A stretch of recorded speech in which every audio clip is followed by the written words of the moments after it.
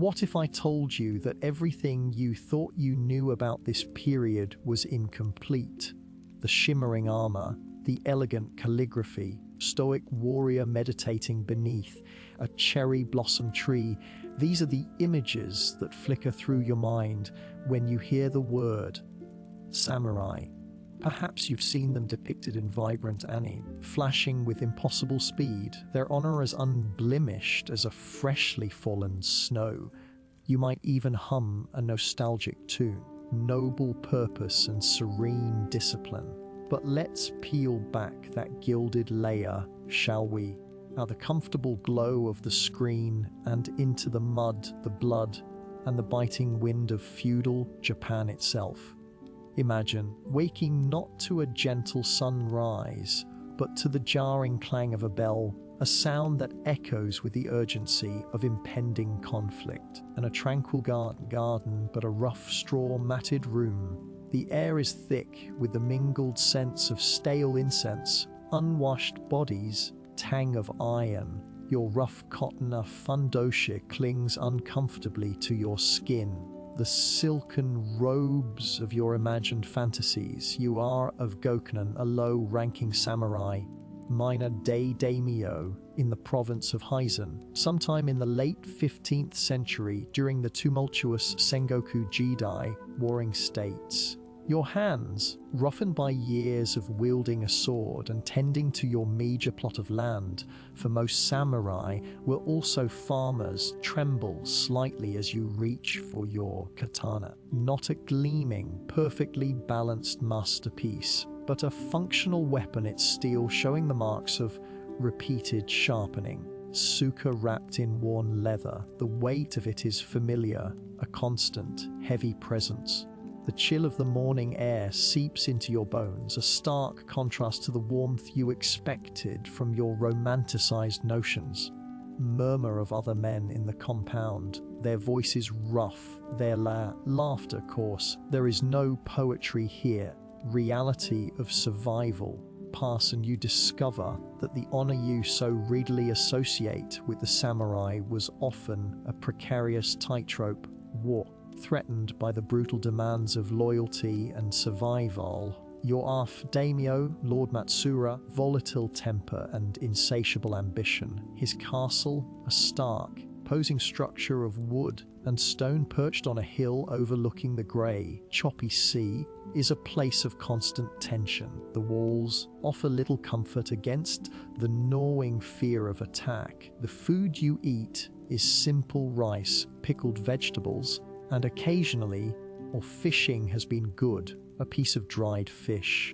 The taste is bland, almost bitter, reminder of the scarcity that defines your existence. One crisp morning, the sun struggles to pierce the persistent coastal mist. Lord Matsura summons you. His audience chamber is sparsely decorated, adornments being a few scrolls depicting fierce battles and a single, austere incense burner that fills the air with a cloying aroma. Lord Matsura, a man with a stern face etched with the lines of countless decisions, sits on a raised platform, imposing figure draped in dark, practical silks. Beside him stands his trusted advisor, a wizened man named Tanaka, whose eyes seem to miss nothing, Kenta. Lord Matsura barks, his voice raspy, a messenger from the neighboring clan, the Omura. Upon our fishing grounds, they mock our authority. His gaze sharpens, fixing on you. You will take 10 men, border. Deliver this message. He hands you a rolled scroll sealed with his personal crest. Their audacity will not go unpunished. If they do not withdraw, you have my leave to make them understand. You bow against your ribs. Yes, my lord. You understand the unspoken command. Understand is a euphemism for violence. There is no room for negotiation, no space for diplomacy. Pass and you discover that such understandings are a daily occurrence. You ride out with your men, the rhythmic clatter of hooves on the packed earth, a familiar sound, filled with the smell of damp earth and the distant cry of gulls. As you approach the Umra territory, you see their men gathering, banners snapping in the wind. You dismount, your hand instinctively going to the hilt of your Ave Wakizashi, the shorter companion sword. The Omura contingent, a burly man with a scarred face, approaches. His eyes, like yours, are hard, assessing.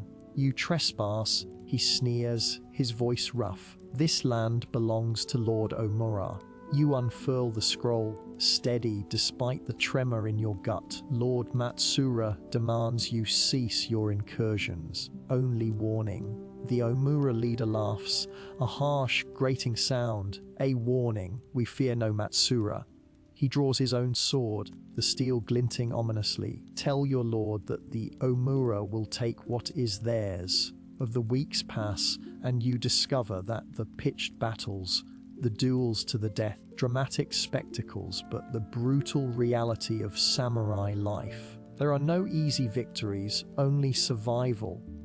Of steel is deafening, a cacophony that drowns out all other sounds. You parry a blow, the impact jarring your arm. Your men fall, a dark stain spreading across his chest. The smell of blood, coppery and thick, fills the air. You fight with a primal ferocity, your training taking over.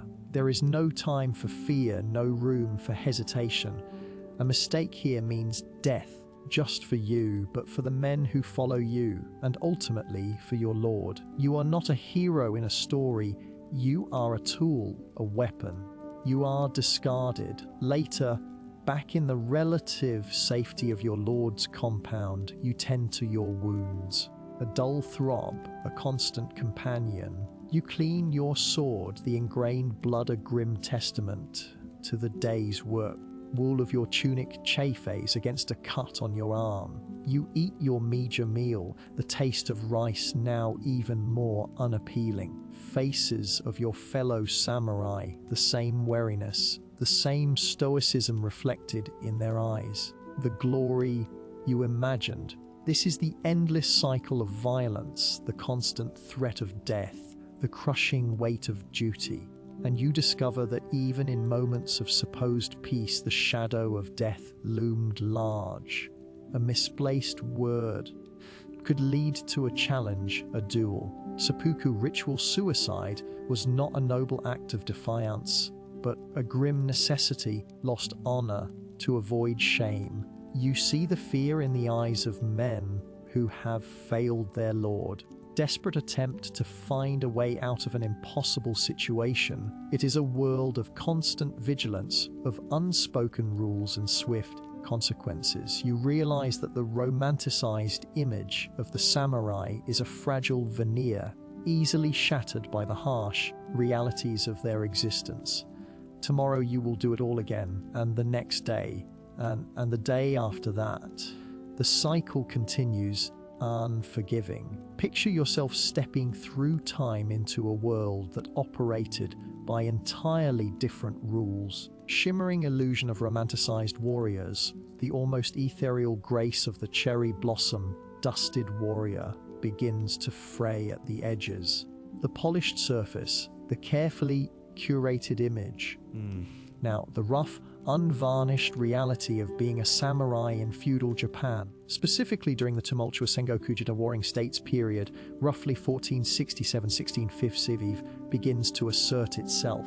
A tale of noble quests and poetic farewells. It's a stark testament to a life forged in the crucible of constant conflict. Paramount and mercy was a luxury rarely afforded. Gradually, you realize that the katana, that symbol of the samurai's soul, just a weapon of honor, but an instrument of absolute finality. Your hands, calloused and rough from constant training. The hilt, not with artistic flourish, but with the grim determination of survival. The air in the dojo, a cool morning in, say 1580 in the province of Owari, hangs thick with the scent of sweat, polished wood, and the faint, old blood. The rhythmic thud of bokken, wooden practice swords, against each other echoes, a percussive heartbeat of discipline. You are not practicing for a tournament, you are preparing for the grim certainty of the battlefield. A grizzled veteran named Kinjiro, his face a roadmap of ancient scars, watches your every move. His eyes sharp and unforgiving. A moment's hesitation, Tanaka, he barks, his voice like grinding stones, and you are no more. Offer second chances. Neither do I. He demonstrates a swift, brutal downward strike, the bokken whistling through the air. Decisive crack against the training dummy. See, no wasted motion, no room for doubt. This is not a dance. This is survival. You try to mimic his speed, the fluidity of his technique, the rough weave of your hakama, the wide-legged trousers, the rough cotton of your training gi sticks to your damp back. You stumble, churn a stray grain of sand on the polished wooden floor. Kinjiro's glare intensifies again. He commands any warmth, the weight of his expectation, the knowledge that a single misstep could lead to ostracization or worse, displeasure presses down on you. Gradually, you realize that the concept of personal glory, emphasized in modern interpretations, was secondary to the unwavering loyalty to your daimyo, your feudal lord. Your life depended on your absolute obedience. Disobedience was not just a personal failing, a betrayal that could have catastrophic consequences for your entire clan. You recall a story you heard whispered in the barracks. Samurai named Ito, who dared to question a direct order during the siege of Odawara in 1590. He was not merely punished. His entire family was stripped of their status and banished, their names erased from the village records. Sends a chill down your spine, a visceral understanding of the stakes. You are assigned sentry duty that evening. Sprawling castle grounds of Lord Oda Nobunaga himself, a man known for his ruthlessness and his ambition. Cool and crisp, carrying the faint aroma of pine from the surrounding hills and the distant, smoky scent of cooking fires, are a brilliant, unfathomable expanse above a silent, indifferent audience to the human drama unfolding below. Deeper into your padded cotton armor, the cold seeping through the layers. The weight of your wakizashi, companion sword, against your hip is a constant, reassuring presence, yet also a heavy reminder of your purpose, itself from the deeper darkness near the outer wall. Your heart leaps into your throat. You grip your spear, tip glinting faintly in the moonlight. Halt. You call out, your voice surprisingly steady. A figure emerges, moving with a practiced stealth. It's another samurai, one of your own patrol, but his demeanor is off. No visible weapon, and his movements are too furtive, too secretive. Who goes there? You demand, your voice hardening. He stops, turning his head slightly. Even in the dim light, you can see the flicker of unease in his eyes. Just checking the perimeter. He murmurs, his voice low. Gradually you realize that trust, even among fellow samurai, was a fragile commodity. This man, Kenzo, ambitious, always seeking favor, always looking for an advantage. He might be a spy, or worse, to pass information. The rules of engagement were clear. Suspicion, when confirmed, meant swift and decisive action. Katana, the familiar weight settling in your hand. The moonlight catches the polished steel, a sliver of pure, deadly light. Show me your hands, you command, your gaze fixed on him. Kenzo hesitates, his right hand twitching towards his sash. That's all the confirmation you need. In that fraction of a second, before he can draw whatever he is concealing, you move. To this single brutal act, the clang of steel meeting flesh, a sickening thud, and then silence. Collapses to the ground, a dark stain spreading on the earth. You stand over him, your breath coming in ragged gasps. Only the cold, hard satisfaction of having followed protocol, of having eliminated a threat. This is the reality. No mistakes. I discovered in the archives of the Katsura clan, dating from the late 16th century, minor infractions of duty, such as sleeping on watch or showing disrespect to a superior, could result in severe punishments, scation of property, or even ritual suicide, seppuku, for the offender and their family. Stark contrast to the romanticized image of the samurai highlights the immense pressure and constant vigilance required to maintain one's position and honor. It's a far cry from the ease of modern life, where a bad review or a missed deadline rarely carries such dire consequences. The dawn is breaking, painting the eastern sky in hues of pale gold and rose. The air is still cold, but the promise of warmth is there. You sheath your katana, the sound a soft click that seems impossibly loud in the morning quiet. The body of Kenzo lies still, a grim testament to the night's events. You know what you must do. You must report this, as per your duty. What has transpired, the raw, unvarnished brutality of it all, settles deep within you. This is what it means to be a samurai. It's not about honor in the abstract.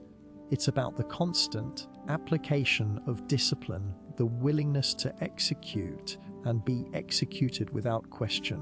Back towards the castle gates, the rising sun illuminating the path. Tomorrow will bring its own set of challenges, its own tests of loyalty and survival. The path ahead is long, are far from over. The scent of wood smoke drifts through your consciousness as we begin this journey, not the sweet, a hearth on a winter's eve, but the acrid, sharp tang of burning pine and damp earth. It's the smell of necessity, the same scent that would have permeated the air around a samurai encampment, a battlefield, or a hastily constructed fortification. You are not a tourist observing from a safe distance. You are here, breathing it in. Its sting in your nostrils, a prelude to the unvarnished reality of life as a warrior in feudal Japan. Romanticized silks and cherry blossoms that often color our modern perceptions. This is the grit, the grime, this pressure of a world where every decision, every movement was weighted with life and death. My name is Sleepy. In the dusty archives, often call me the Chronicle Keeper. I've spent decades sifting through brittle scrolls, faded ink, and piecing together the fragments of lives lived centuries ago. Authority doesn't stem from a polished podium or a televised debate, but from the quiet, persistent hum of countless hours spent immersed in the raw, unfiltered accounts of the past. I don't just study history, I feel it, and now I invite you to do the same. We are peeling back the layers of myth, not to diminish the samurai, of the profound, unyielding truth of their existence. As the seasons change, so too does the texture of your experience. Perhaps laced with a touch of apprehension, begins to solidify into a deep, resonant understanding. You find yourself in the bustling, chaotic streets of Kamakura. The year is 1274. The air thrums with a nervous energy, a palpable tension that mirrors the overcast sky. The salty spray from the nearby bay mingles with the ubiquitous wood smoke, creating a damp. You see merchants hawking their wares, intricately woven silks, lacquered boxes, dried fish, their voices a cacophony against the rhythmic clang of hammers from a nearby smithy. Beneath your worn tabi is a mix of packed earth and scattered straw, slick with recent rain. Your own attire is a far cry from the gleaming armor of legend. You wear a simple indigo, dyed cotton kimono, against your skin practical for movement. A sturdy obi cinches your waist, and a pair of hakama, wide-legged trousers, ease of stride. The weight of the katana and wakizashi, the daisho, hangs heavy at your hip, a constant, reassuring presence, a stark reminder of your duty. The polished steel gleams dully in the diffused light. You notice the faces around you weathered, etched with the anxieties of a land preparing for war.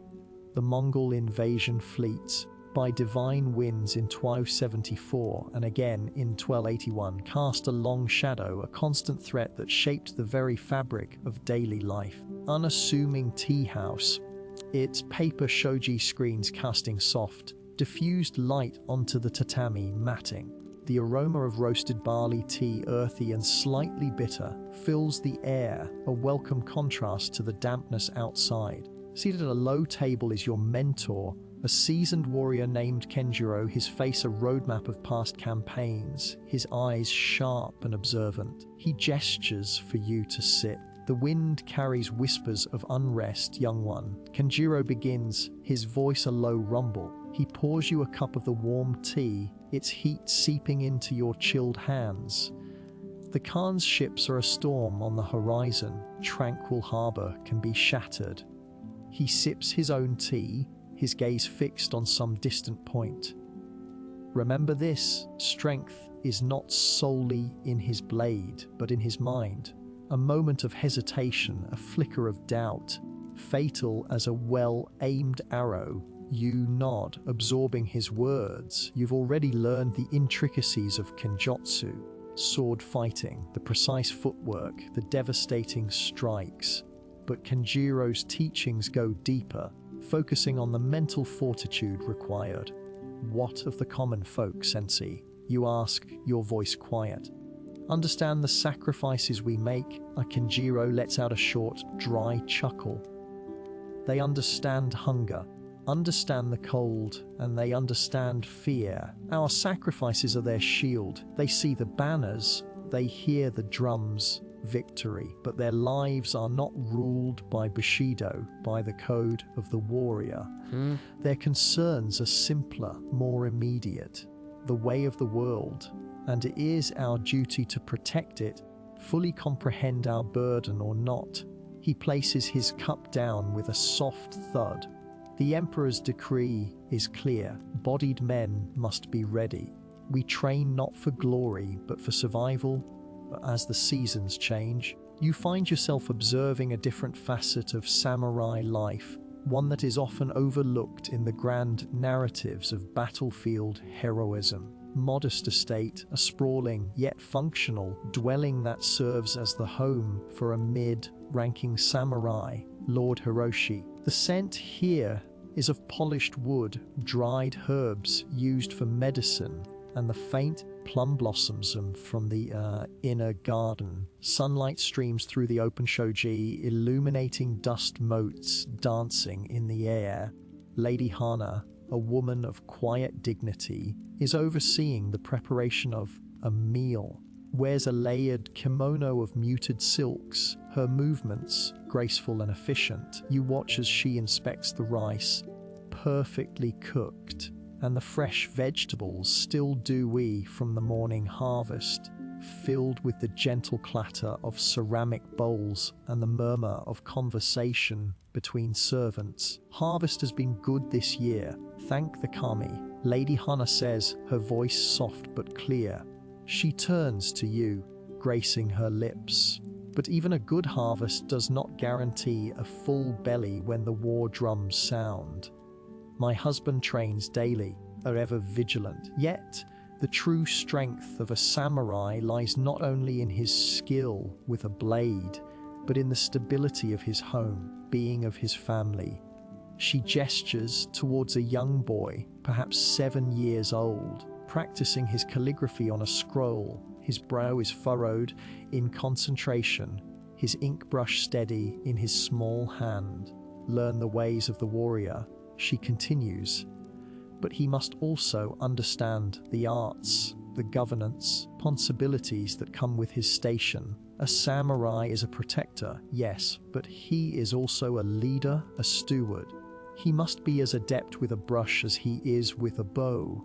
You observe the meticulous care with which the food is prepared. The rice, perfection, is served with grilled fish, its skin crisped and savory, and a small bowl of pickled daikon, its sharp, vinegary tang cutting through the richness. The simple, yet nourishing, meal is a testament to the resourcefulness and discipline required to maintain a household, even in times of relative peace. This is the foundation upon which the warrior's strength is built, a fact often forgotten when the only images we have are of men in fierce combat. I discovered in my research, for instance, expected to be well versed in poetry and literature, a stark contrast to the simplistic hero portrayal often seen today. Focus on martial prowess and intellectual refinement was crucial to their identity and their role in society.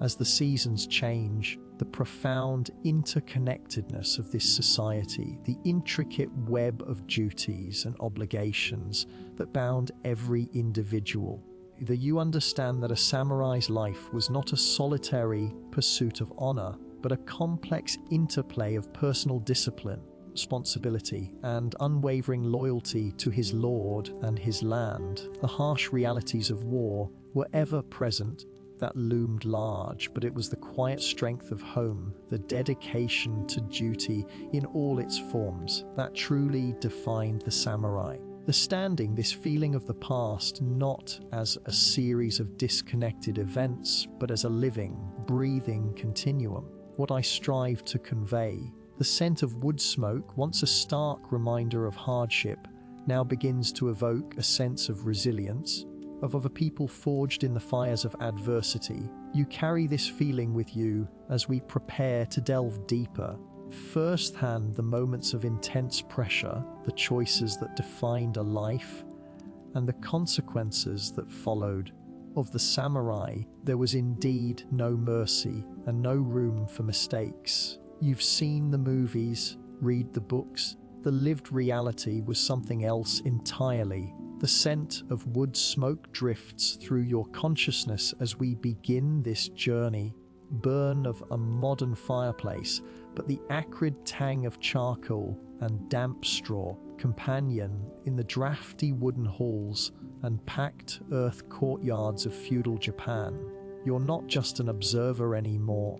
The air, thick with the smell of drying fish and human sweat, clings to your skin. Of a world far removed from sanitized historical dramas, the dim light filtering through oiled paper screens casts long shadows that play tricks on your eyes, making the mundane seem menacing.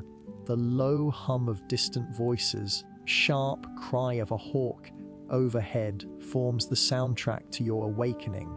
This isn't a fleeting dream. Immersion into the intricate, unforgiving tapestry of a society built on absolute hierarchy and the ever-present glint of steel becomes familiar as you begin to grasp the fundamental structure of this world. A pyramid of power with the shogun at its apex. Single, powerful figure, often a military dictator rather than the emperor himself, holding the reins of absolute authority.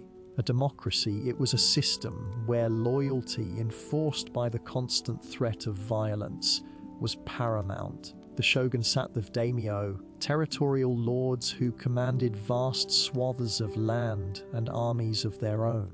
As powerful regional governors, each with their own fortified residences, their own economies, distinct spheres of influence. Their allegiance to the shogun was a delicate dance of power and obligation, negotiation of trust and threat. Failure to meet the shogun's demands, whether in troops, resources, or simple obedience, in devastating consequences, including the confiscation of their lands and their own public execution. Curious balance dictated much of the political maneuvering of the era. A constant undercurrent of tension beneath the veneer of order becomes familiar as you descend further down this rigid social ladder, encountering the samurai. You are one of them, or rather, beginning to understand what it meant to FB1. The samurai were the warrior class, the shoguns and the daimyos will bound, by a strict code of honor known as Bushido. This wasn't a gentle philosophy, brutal, unyielding set of principles that demanded absolute obedience, unwavering loyalty, willingness to embrace death at any moment. Your life was not your own. It belonged to your Lord. Air you breathed was conditioned by this subservience. Your armor, when you were called to action, was not merely protective, a symbol of your station, your duty, and your potential sacrifice. The heavy odoshi goat, the armored sleeves, against your skin, the lacquered plates smelling faintly of the craftsman's workshop, and the oils used to preserve them, becomes familiar as you observe the intricate web of relationships that define this society. Beyond the samurai, the artisans, and the merchants, each occupying a specific rung in the social hierarchy. The farmers, the backbone of the economy, were essential but held little power. They tilled the land, dictated by the seasons and the demands of their lords. Their homes, often simple thatched roof structures, the earthy scent of drying rice stalks and the faint aroma of fermented vegetables. The artisans, skilled craftsmen who produced everything from intricate swords to delicate pottery, status than farmers but were still subservient to the warrior class. Their workshops filled with the clang of hammers and the fine dust of wood shavings were places of intense, focused labor. The merchants, at the bottom of the perceived social order, despite their accumulating wealth, facilitated trade and commerce. Their stalls in bustling market towns would be a riot of color and sound, the air thick with the aroma of exotic spices, dyed silks, dried seafood. The routine becomes familiar as you witness the daily realities of life within a samurai household and a province of Kai during the Sengoku period, that tumultuous era of warring states.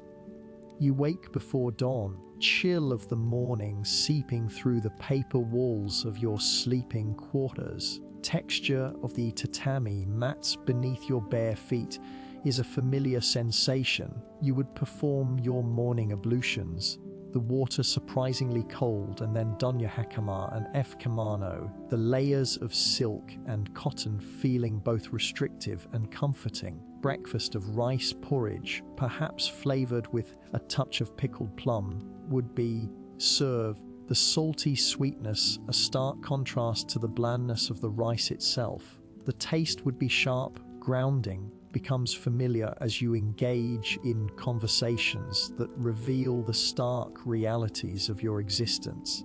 Yourself speaking with an older samurai, his face etched with the scars of past battles, his voice a low rumble. Regarding the rice tax from the southern provinces is concerning.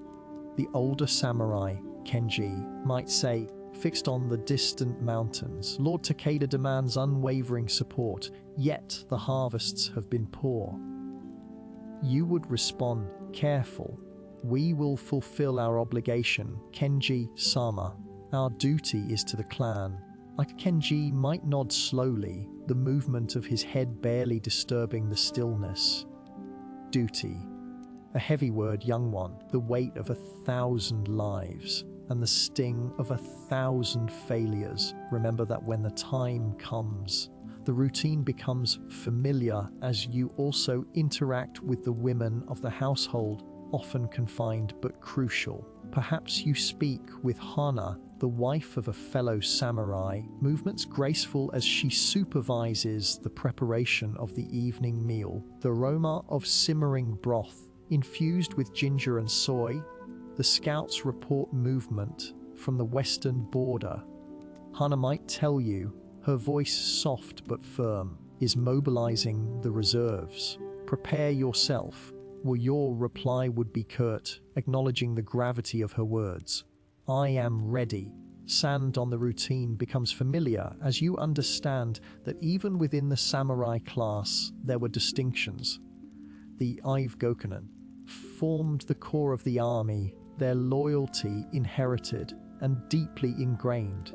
Then there were the Ronin, who had lost their masters and were now masterless, a precarious existence that often led them to mercenary work or banditry. Was a constant reminder of the fragility of status I discovered in archives, specifically within the Evkai Gunkan, a military chronicle from the Sengoku period, that even seemingly minor infractions could lead to severe punishment for samurai.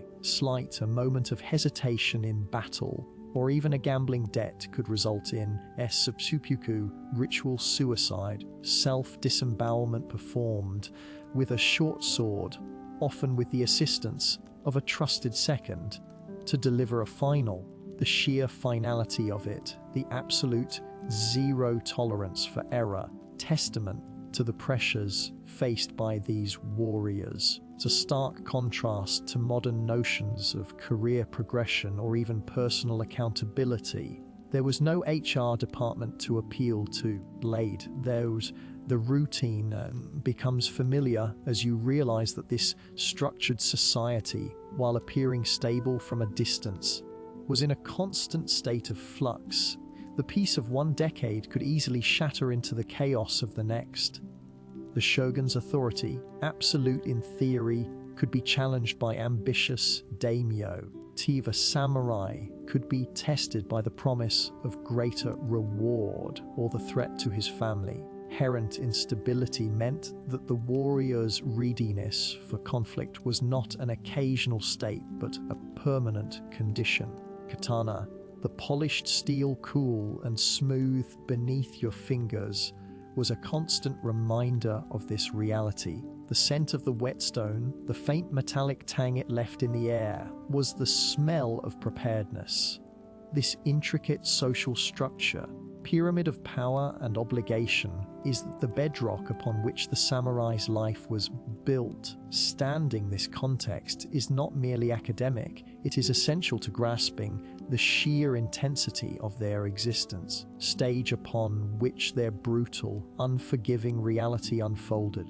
A reality we will explore further as we delve deeper into the minds and lives of these legendary warriors. The lessons learned here are not just about history, they are about the very nature of duty, honor, in a world that offered no second chances.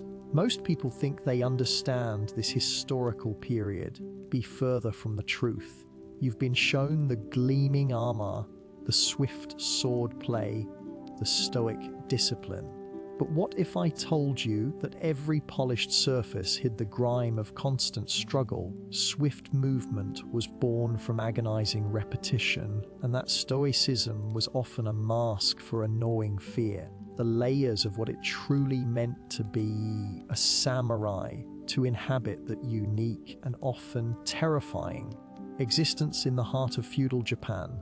Part 4 left you in the bustling, often chaotic, political landscape of the Kamakura periods 1185–1333, a time when the warrior class truly began to solidify its power. Now, we delve into the very essence of that identity, the foundations upon which this formidable class was built, and how their purpose, carving its path, began to shift and deepen. Experience becomes your teacher. To the gentle dawn chorus of birds you might expect, but to the sharp, percussive clang of metal on metal. It's the sound of the dojo, the training hall echoing with the relentless practice of the samurai. The air, the sun fully crests the eastern hills, is cool and damp, carrying the faint, earthy scent of straw, tatami mats, and the sharper tang of sweat. You rise, your muscles protesting the previous day's drills. Yours guige, a simple, unadorned cotton garment. Skin, a stark contrast to the ornate armor you might envision. First interaction of the day is with your sensei, Master Kenji. He is a man whose face is a roadmap of past battles, scars that speak of more than just physical wounds. His eyes, dark and piercing, seem to see directly into your soul. Sword, he says, his voice a low rumble that carries surprising weight. is an extension of your will. Will is nothing without control, and control is forged in the fire of discipline. He demonstrates a basic defensive posture. His movements fluid yet economical, each shift of weight precise. You mimic him, your own movements clumsy, hesitant. He sighs, condensation in the cool air. Again, focus. Enemy does not wait for you to find your balance. Of this constant striving for perfection, for an unattainable ideal of the samurai. Their origins are often traced back to the Heian period, 794–1185. Warriors and guards who served the powerful Fujiwara clan. They were initially known as saburo, serve. However, as the imperial court became increasingly decadent and detached from the realities of governing the land, skilled in horsemanship and archery began to assert their own influence. The rise of the Minamoto and Taira clans, powerful warrior families, marked a pivotal shift. The Genpei Wars 1180–1185, a brutal conflict between these two clans, the samurai's dominance. The victory of Minamoto no Yoritomo, who established the Kamakura shogunate, effectively transferred political power from the aristocracy to the military class. This was not a gentle transition, it was a bloody, fought revolution. You spend your mid-morning hours in diligent study. Beside your practice sword lies a scroll detailing the principles of Bushido. Warrior, it's not a codified set of rules as we might understand them today. Virtues that evolved over centuries: loyalty, honor, courage, compassion, and self-control. Yet loyalty to one's lord, the daimyo, was paramount. This loyalty was absolute even to the point of death. The concept of seppuku, ritual suicide, a means of preserving honor when facing defeat or disgrace, sends a shiver down your spine. A stark reminder of the stakes involved. Experience becomes your teacher. You are tasked with assisting in the preparation of the day's meal. Of rice simmering over an open hearth mingles with the pungent scent of fermented soybeans, miso. The food is simple rice and perhaps a small piece of dried fish. It's nourishing but hardly luxurious. Your hands, accustomed to the smooth grip of a sword, now laboriously pound grains of rice. A younger samurai, Hiroshi, barely a man, approaches you. His face is flushed from the heat of the kitchen. Master Kenji says my footwork is still lacking. He confides frustration. He says, I hesitate. I fear I will not be ready when the time comes. This fear, this constant pressure to be ready for an unknown conflict, was a pervasive element of samurai life. Unlike the romanticized image of a warrior always eager for battle, the reality for many was a grim understanding of the sacrifices involved. The samurai were not just warriors, they were administrators, landowners, and arbiters of justice within their domains. Evolved from battlefield combatants to the backbone of the provincial administration. They collected taxes, maintained order, smooth functioning of their lord's territory. This dual nature, the warrior and the administrator, and their societal position. Later, you are summoned to the local village to settle a dispute. A farmer, and etched with worry, stands before you, accusing his neighbor of stealing irrigation water. Is thick with the smell of damp earth and livestock. The villagers watch, mixture of apprehension and quiet respect. You listen to both sides, your mind sifting through the facts, shifts in tone the unspoken accusations. Master Kenji observes from a distance, his presence a silent, weighty judgment. You recall a legal precedent from a document you studied concerning water rights during drought periods in the province of Ki. Your judgment, attempting to be fair, to uphold the principles of justice, as taught to you. The farmer bows his head, accepting your decision, though a flicker of resentment remains in his eyes. This was the delicate dance of maintaining order, enforcer and mediator. As the sun begins its descent, painting the sky in hues of orange and purple, you return to the compound. The sounds of the day begin to fade, replaced by the chirping of crickets. You sit by the open window.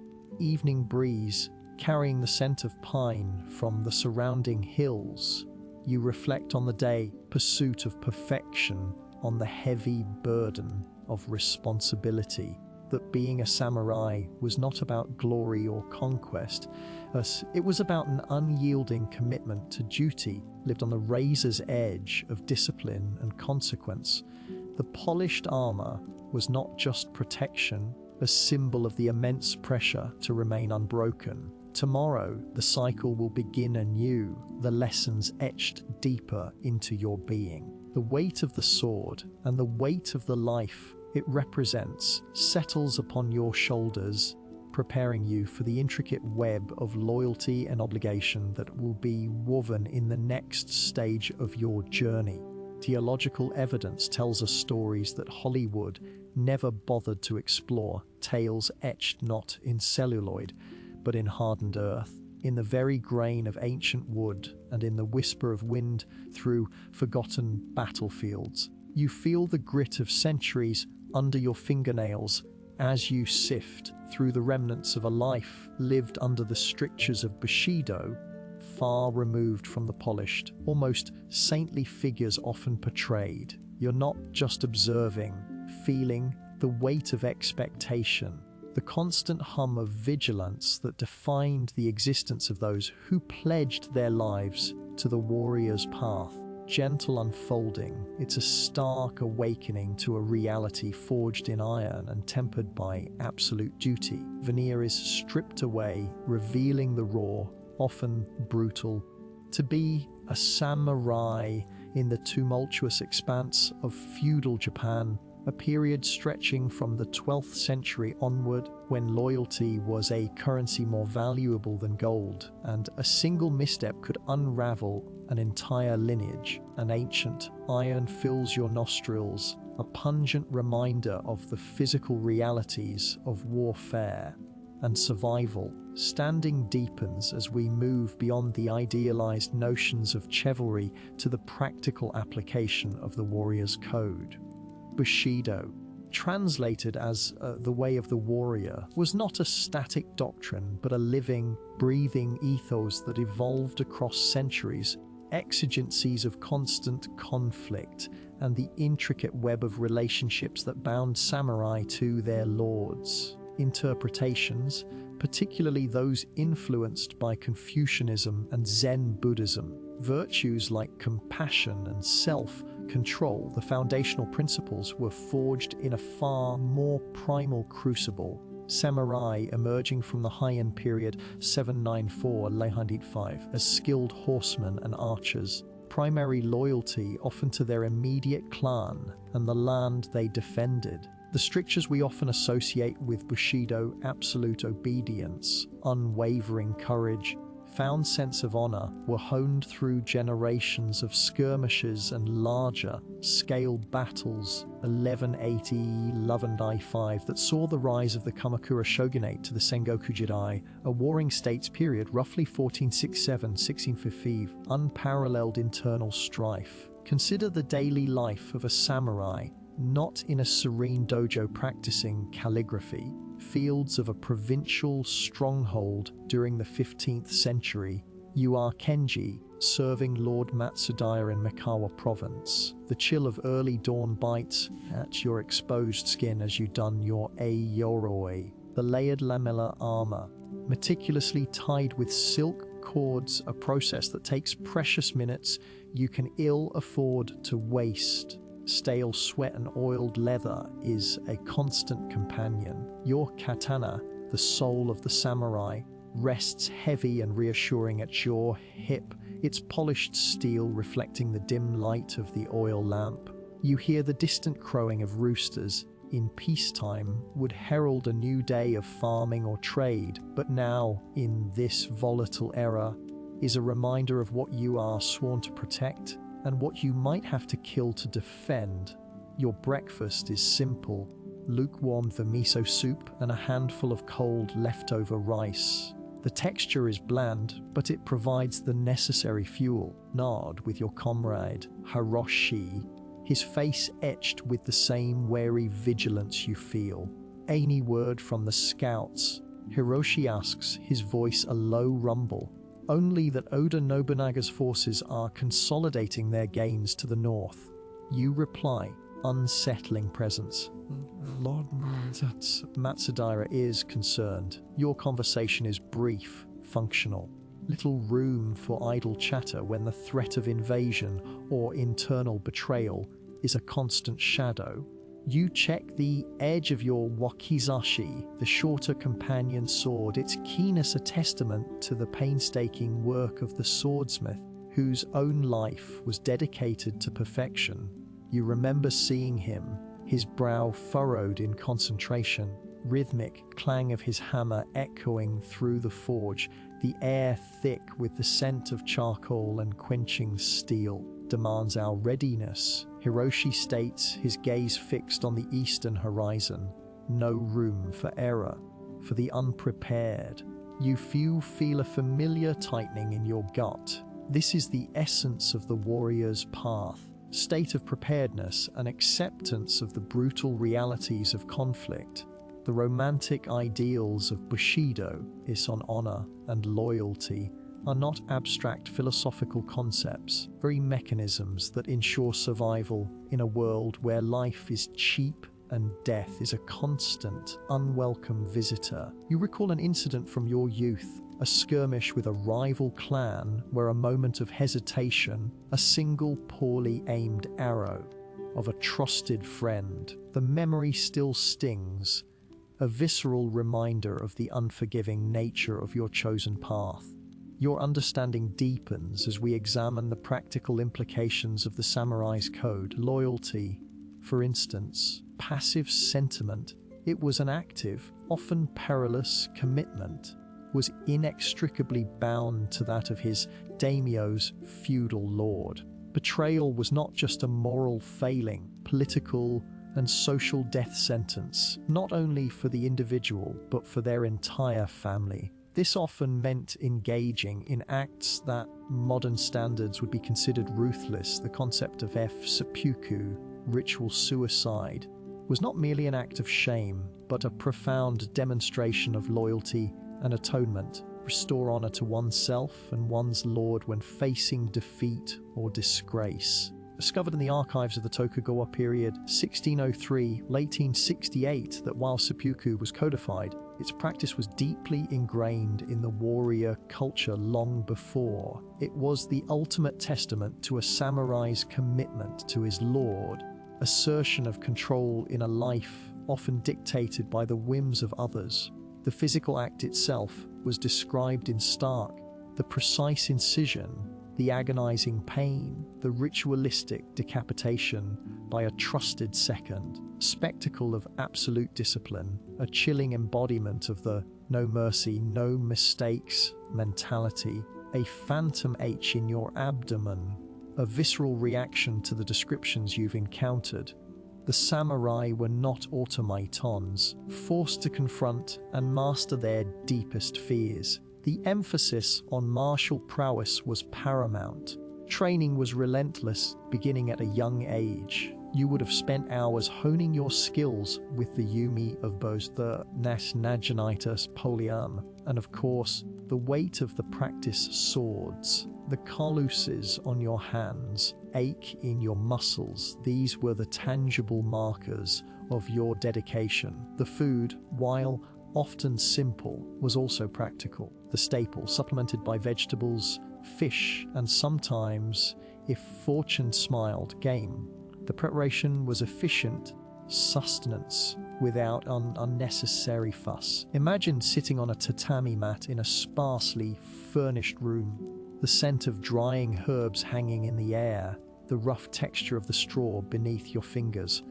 The taste of grilled fish, simple soy sauce would be a welcome contrast to the blandness of daily rice. Understanding deepens as we confront the often overlooked aspects of samurai life.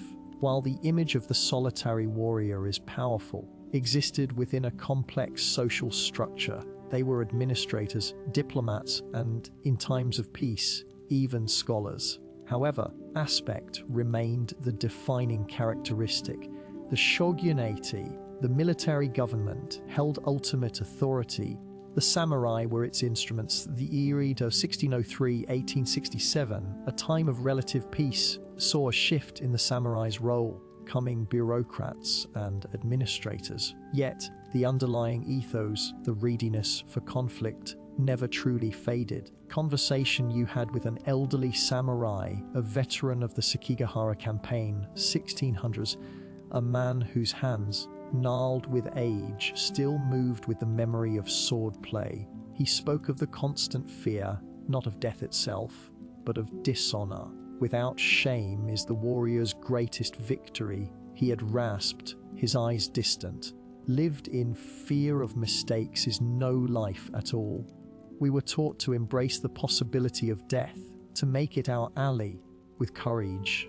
This perspective, so alien to modern sensibilities that prize safety and comfort above all else of samurai existence. It wasn't about a desire for violence, an acceptance of its inevitability, and a commitment to facing it with unwavering resolve. The discipline extended to every facet of life, arrangement of one's kimono to the precise manner of drawing and sheathing one's sword. Every action was imbued with purpose, a reflection of the inner state.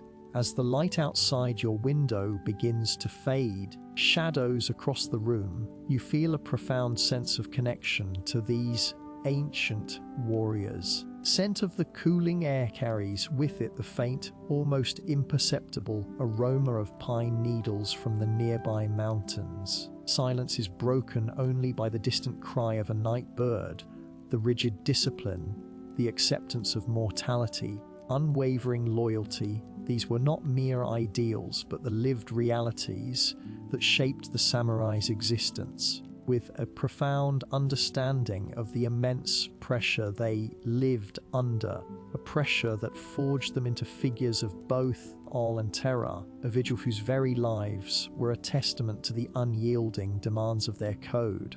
Tomorrow, we will delve deeper into the specific martial disciplines that defined their prowess, exploring the weapons and techniques that made them the feared warriors of feudal Japan. As darkness settles around you now, darkness that meant something completely different.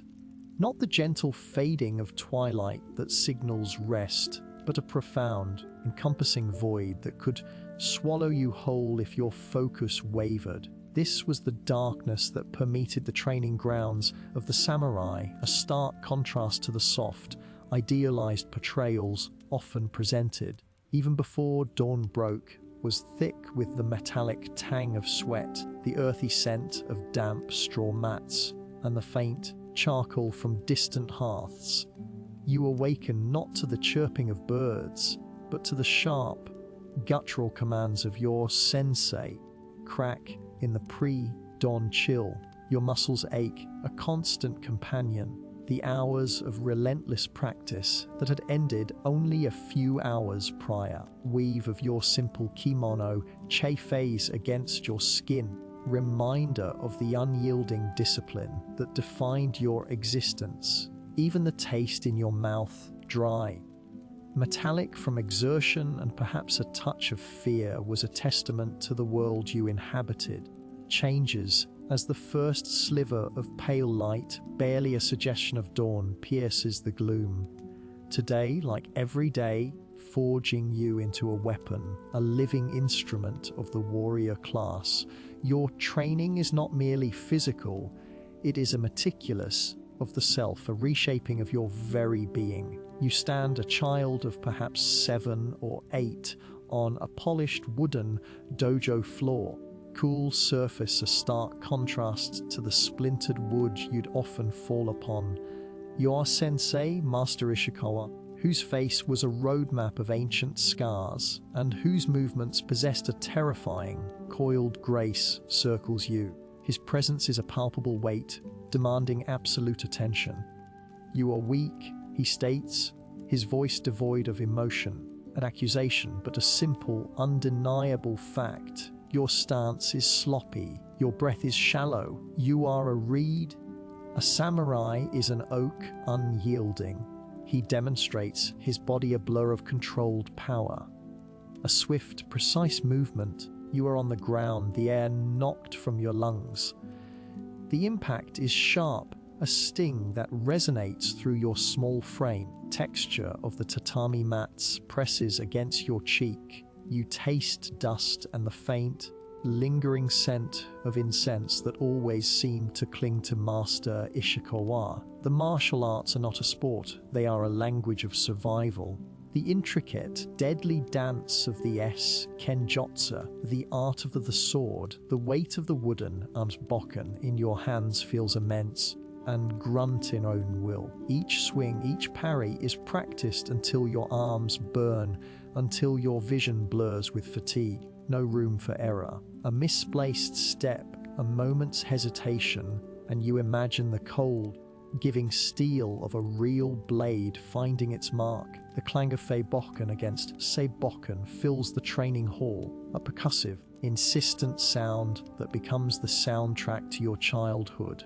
You hear the grunts of effort, the sharp cries of pain from those less fortunate, and the ever-present low rumble of Master Ishikawa's instructions is the bedrock upon which all else is built. This extends beyond the Erisha dojo. You learn to eat in silence, your elders without speaking, to obey without question. Your meals are simple rice, pickled vegetables, a small piece of dried fish. The texture is often bland, the taste utilitarian, designed for sustenance, not pleasure. You sit on the floor, the rough weave of your hakama rustling softly. You learn to control your bodily functions, suppress any outward sign of discomfort or fatigue. One evening, while practicing calligraphy, your hand trembles from exhaustion. Splatters, marring the pristine white of the washi paper. Master Ishikawa's gaze, even from across the room, a physical blow. A trembling hand cannot wield a sword with precision, he says, his voice carrying easily. It is a sign of an undisciplined mind. You must master yourself before you can master your opponent. He picks up the ruined paper. His fingers calloused, he does not shout, but the quiet intensity of his disapproval is far more potent. A flush creep up your neck, a heat that has nothing to do with exertion. The smell of the ink, sharp and distinctive. Nostrils. Obedience is not a choice, it is an imperative. You are a member of a warrior family, bound by duty and lineage. A samurai of considerable renown echoes Master Ishikawa's teachings. One afternoon, gazing wistfully at a group of children playing a simple game of tag in the courtyard, the sound of their laughter, high and carefree, drifts to you. They are not destined for the path you tread, your father says, his voice deep and resonant. He places a hand on your shoulder, his grip firm, almost possessive. Their lives are built on fleeting joys, built on enduring purpose. You will defend your lord, your family, your honor. They cannot comprehend. He turns you to face him.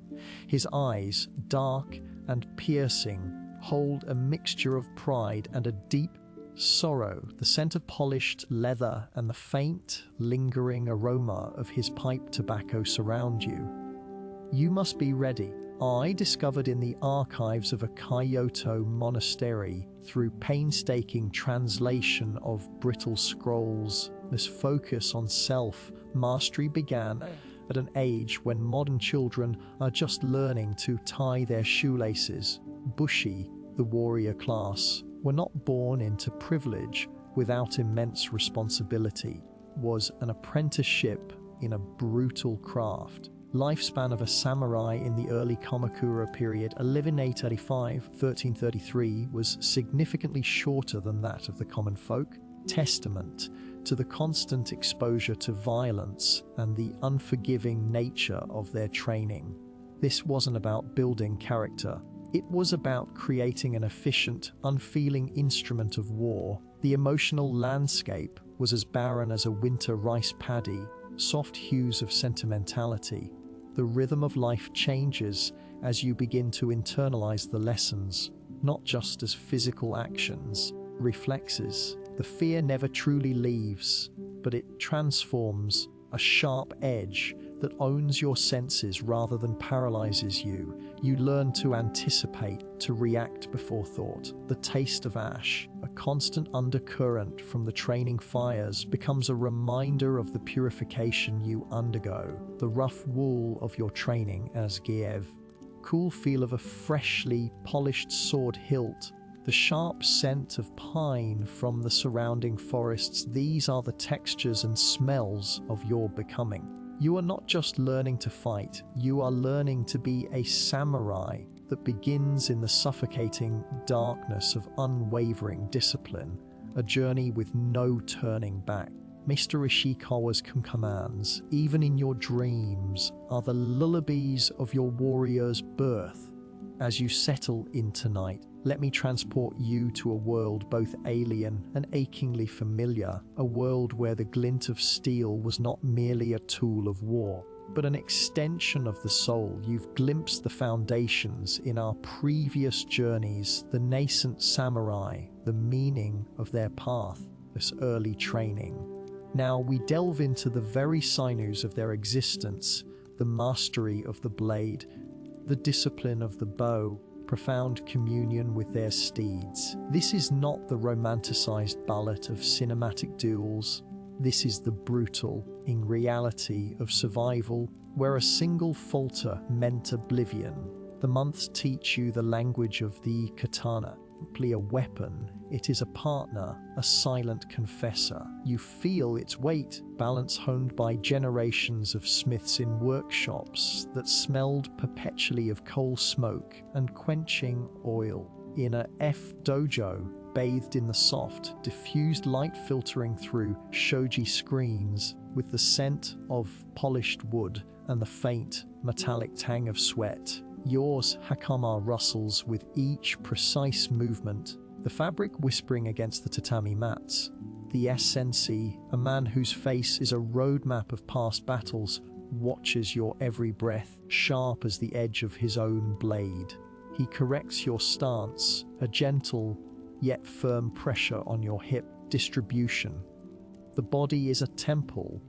He murmurs, his voice a low rumble that vibrates through your bones. The mind is the altar upon which true mastery is built. You practice a saburi, the repetitive striking of the air, thousands upon thousands of times. The swing of the bokken, the practiced sword, becomes a meditation. Each arc, each cut, purify your intent to strip away hesitation. You learn to feel the subtle shifts in your opponent's balance, imperceptible tension in their shoulders before they commit to an attack. The sensei might shout, a sudden cry that startles you, forcing an instinctive reaction. You parry, meeting his with a sharp crack that echoes in the quiet space. He presses his advantage, a flurry of blows that demands your complete attention. You learn to flow, to deflect, to redirect energy, and simply meet force with force. This is Kenjutsu, the art of the sword, and it is a lifelong pursuit, inhuman level of dedication. One miscalculation in a real engagement, a fraction of a second too slow, a moment of doubt, and the lives of those you protect are forfeit. The months teach you the song of the arrow. You stand on a windswept plain, biting at your exposed skin. The scent of pine needles and damp earth fills your nostrils. Your evyumi, the traditional Japanese longbow, is crafted from bamboo, its curve a testament to nature's engineering. It feels alive in your hands, extension of your will. You nock an arrow, the fletching smooth against your thumb. Your breathing slows, shallow and controlled. The world narrows to the target, a distant silhouette against the pale sky. You draw the string back, immense tension build, the muscles in your back and shoulders engaging with a satisfying strain. This is not a flick of the wrist, body commitment. Their sensei calls out, his voice carrying on the wind. Feel the wind and become one with it. Arrow finds its path not by force, but by understanding. You release. The arrow sings through the air, a fleeting whisper. You learn to gauge distance, wind speed, and the subtle movements of your target. In battle, this skill could mean the difference between life and death for yourself and for your lord. Imagine the chaos of a battlefield, the clash of steel, the whinnying of terrified horses. Amidst this pandemonium, you must maintain the calm focus to draw and fire your arrows, finding their mark with deadly accuracy. I discovered in archival records from the Kamakura period, Lee Levin A5 1533, that archery was often the primary offensive capability of samurai on the battlefield, so than swordsmanship, particularly in the early days. The effectiveness of mounted archers was paramount. Teach you the heart of the horse. Mounted combat was a cornerstone of samurai warfare for centuries. Is not merely a mode of transport, it is a partner, a living weapon. You feel the warmth of its breath against your cheek, thud of its hooves on the earth. The smell of hay and horse sweat is ever present. Communicate with your steed through subtle shifts in your weight, the pressure of your knees, the gentle touch of the reins. Yabasame, the art of mounted archery, a breathtaking display of skill and courage. Imagine yourself galloping at full speed, wind whipping through your hair, your body swaying with the powerful motion of the horse. You draw your bow, a blur of speed and motion, and release your arrow with unerring accuracy. The horse responds to your slightest command, turning, accelerating, decelerating with a seamless grace. You learn to fall and remount quickly, a crucial skill when a rider is unseated. The horse's temperament, its fears, and its strengths.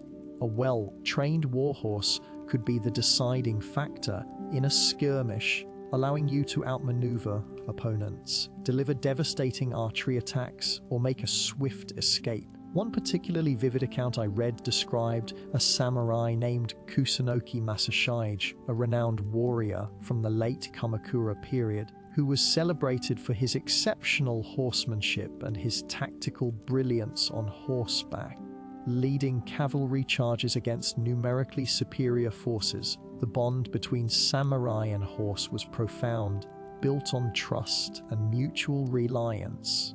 The months teach you that these three skills are not isolated disciplines, woven threads in the tapestry of a samurai's life. They are the tools that allow him to fulfill his duty, to protect his lord, uphold his honor. There is no room for error, no second chances. The consequences of a missed shot, a clumsy sword stroke, or a spooked horse were immediate and absolute. You understand that this was a life of constant vigilance, of unwavering discipline, profound acceptance of mortality. As the night deepens, you can almost feel the weight of the katana at your hip, of the yumi in your hands, the powerful strength of the horse beneath you. These were the realities of being a samurai, forged in the crucible of unrelenting practice and the stark awareness of life's fragility. Tomorrow, we will explore the philosophical underpinnings of this warrior class, the code that guided their actions, such brutal demands. Close your eyes and transport yourself to a time when life moved at a completely different rhythm. A hurried pace of your modern world, the constant ping of notifications, gratification that defines so much of your existence. Instead, feel the cool, weave of a coarse linen garment against your skin, the air, crisp and carrying the scent of damp earth and pine needles. You are not a spectator in this memory, you are the one experiencing it. The soft of your own breathing is the only sound in the pre-dawn stillness, punctuated by the distant, mournful cry of a night bird. This is the crucible, the forge where the samurai spirit was not born, but painstakingly, relentlessly hammered into existence. Not yet a warrior, but a vessel being prepared for the immense weight of that identity. The very air seems to hold a silent, unwavering expectation, a demand for absolute adherence to a code that transcends mere survival. It is a code etched not in stone, of your bones, a testament to a mental fortitude that would be unfathomable to most in your current reality.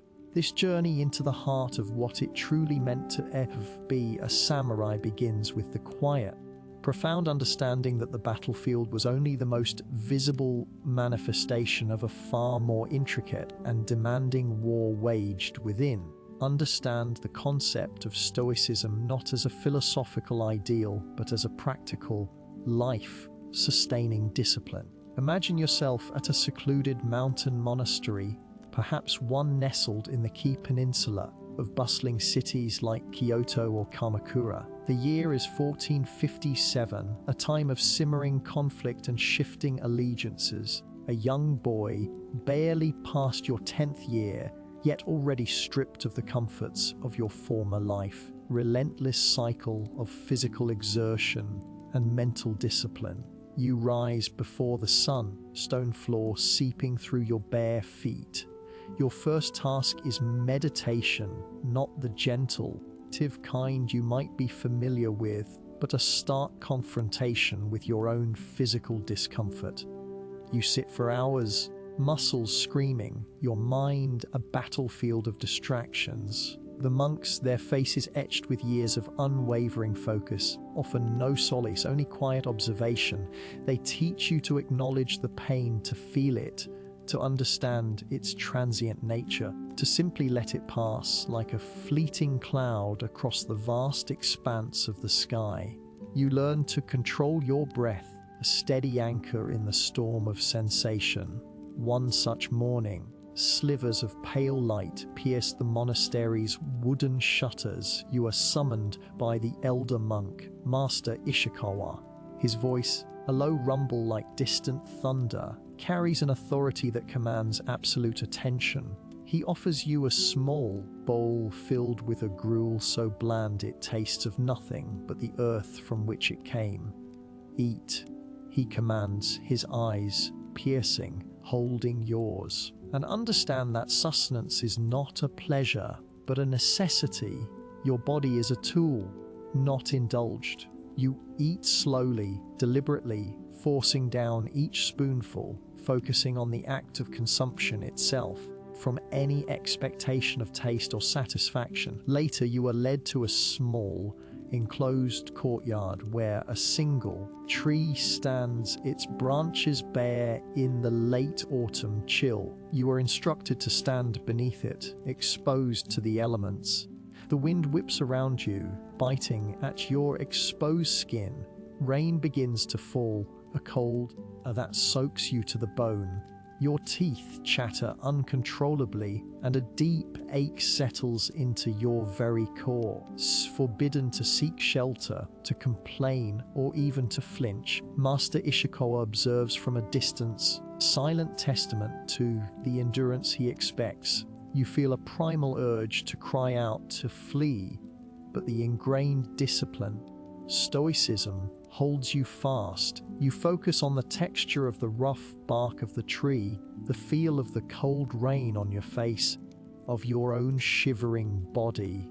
You are learning to detach your mind from the physical, observe your own suffering without succumbing to it. You begin to understand the profound depth of loyalty, a concept so alien to modern individualism that it can be difficult to grasp. This wasn't a choice made out of sentimentality, pillar of existence, woven into the fabric of society itself. In the year 1575, during the tumultuous Sengoku period, serving Lord Oda Nobunaga, a figure whose ruthlessness was as legendary as his strategic brilliance. You are a retainer, a member of his personal guard stationed at Azuchi Castle, the imposing structure, a marvel of its time, majestically from the shores of Lake Biwa, its white walls gleaming under the sun, roofs, a testament to the power and ambition of its lord. Your life is no longer your own, it belongs to Nobunaga. Your family, personal desires, your very thoughts, all are secondary to the unwavering service you owe him. One evening, sentinel on the castle ramparts, the wind carrying the distant sounds of a festival from a nearby town, a fellow guard, Kenji. Kenji is a seasoned warrior, his face a roadmap of past battles, his eyes holding a quiet wariness. He offers you a long watch, young one. He murmurs, his voice rough but kind. Your lord demands much. Favor is a powerful shield. You accept the plum, its tartness a welcome contrast to the blandness of your usual rations. Is absolute, Kenji-san. You reply, the words coming easily, naturally. There is no other path. Kenji nods, touching his lips. Indeed. Remember this when the enemy comes, and these will come. You fight not for yourself, but for the man who stands beside you, and for the Lord who commands you. Your life is a sacrifice offered, possession to be guarded. He then shares a story of a recent skirmish near Gifu. Our vanguard was ambushed. He recounts, fixed on the distant lights of the town. Many fell, but those who remained, they fought with a ferocity born of desperation. Yes, more importantly of duty, they protected each other, and they ensured the Lord's banner remained unbowed. When their own bodies lay broken, that, my friend, meaning of loyalty, he then speaks of a time when Lord Nobunaga's younger brother, Oda Nobuyuki, betrayed him. Kenji states, his tone hardening, he underestimated the strength of brotherhood, of shared blood, of the loyalty that binds us. Nobunaga showed him no mercy, and rightly so, a poison that must be purged without hesitation. The conversation ends with Kenji placing a hand on your shoulder, his grip firm. Never forget the weight of your oath. Any armor. You begin to understand that the concept of no mistakes was not a hyperbole, but a lived reality, a constant gnawing pressure that shaped every action, every thought. The training you endured, the stoicism you cultivated, loyalty you embraced, all were designed to eliminate the possibility of error. A single misstep, a moment of hesitation, just your own death, but the death of those you were sworn to protect, and the dishonor of your lord. You recall another instance during a training exercise in the courtyard of a smaller estate in the province of Owari in the year 1560. A stern man named Master Takeda, known for his unforgiving nature, is demonstrating a defensive maneuver with a yari spear. He moves with a fluid, almost terrifying grace, the weapon an extension of his will. He then turns to you. Is too low, he barks, his voice sharp and cutting. A fraction of a second too slow, and your throat is exposed. And this time there will be no room for error. You repeat the movement, your muscles tense, your mind racing, acutely aware of the eyes of your fellow trainees upon you, their silent judgment, a palpable force. Sweat trickle down your temple, and you try to control your breathing to remain calm. But the pressure is immense. Just slightly, your stance wavering for a heartbeat. Takeda's response is immediate and brutal. He strikes your shin with the butt of his yari, not with full force, but enough to send a searing pain through your leg. Cry out involuntarily, your carefully constructed composure shattering. Pain. Takeda declares, his voice devoid of emotion. Teacher of discipline, You will remember this lesson. You will remember the cost of your carelessness. Next time, falter. The pain is a stark, visceral reminder, a physical manifestation of the consequences of failure, etched not just into your memory, but into your very being. This relentless pursuit of perfection, intolerance for error, is the bedrock upon which the samurai ideal was built. It was a world where the margin for error was infinitesimally small, where every action carried the weight of life and death, honor and shame. As the embers of your day begin to glow, carrying you towards a more restful state, remember these lessons. Fortitude forged in the fires of discipline, the unwavering loyalty that bound samurai to their lords, imperative to leave no room for mistakes. These are the threads that weave the true tapestry of what it meant to be a samurai. Tomorrow we will explore how these internal disciplines translated into their legendary battlefield prowess and the unique ways they approached combat. Forget what you've learned from period dramas. The truth is far more fascinating. From childhood honed your body and mind to razor sharpness. You've mastered the terrifying grace of the katana, yielding stoicism that could weather any storm. You understand the warrior's path, but what truly defined the samurai, forged their very existence from dawn's first light to the final, chilling breath, was something far more profound, as potent as any steel service to their lord. This wasn't a mere professional agreement, it was the absolute, unwavering, and death core of their identity. Imagine a world where your entire existence, your lineage, your very soul, inextricably linked to the will of another. This was the reality for the samurai, a devotion so absolute it transcended personal desire and even the instinct for self-preservation. It was the ultimate commitment, a debt paid not just with service, but with everything you were. Slowly but surely your understanding deepens. The concept of loyalty in the context of feudal Japan, away from the casual allegiances of modern times. Your daimyo, your lord, was not simply an employer, sun around which your entire life revolved. He provided the land that fed your family, the stipend that clothed you, status that elevated you above the common farmer or craftsman. In return, you offered him your life unreservedly. This was not a choice, but an intrinsic part of your being, instilled from the moment you could comprehend words. Your father, a samurai of Lord Satomi Yoshizane of Owa province, would have drilled this into you from your earliest memories, before you could even properly wield a practice bokken. He would have recounted tales of legendary samurai who died defending their lord's honor, their names etched into the annals of history. Spoken of as Bushido, the warrior's code, a philosophy that emphasized not just martial prowess, but also honor and unwavering loyalty. He would have shown you the family crest, the dasman, a stylized hawk or a blooming chrysanthemum, a symbol you were sworn to protect with your life, if it meant staining it with your own blood. Consider the weight of that. Your lord might be a wise and benevolent ruler, be cruel and capricious. It mattered not, the obligation remained. To question his commands, to defy his will, was unthinkable.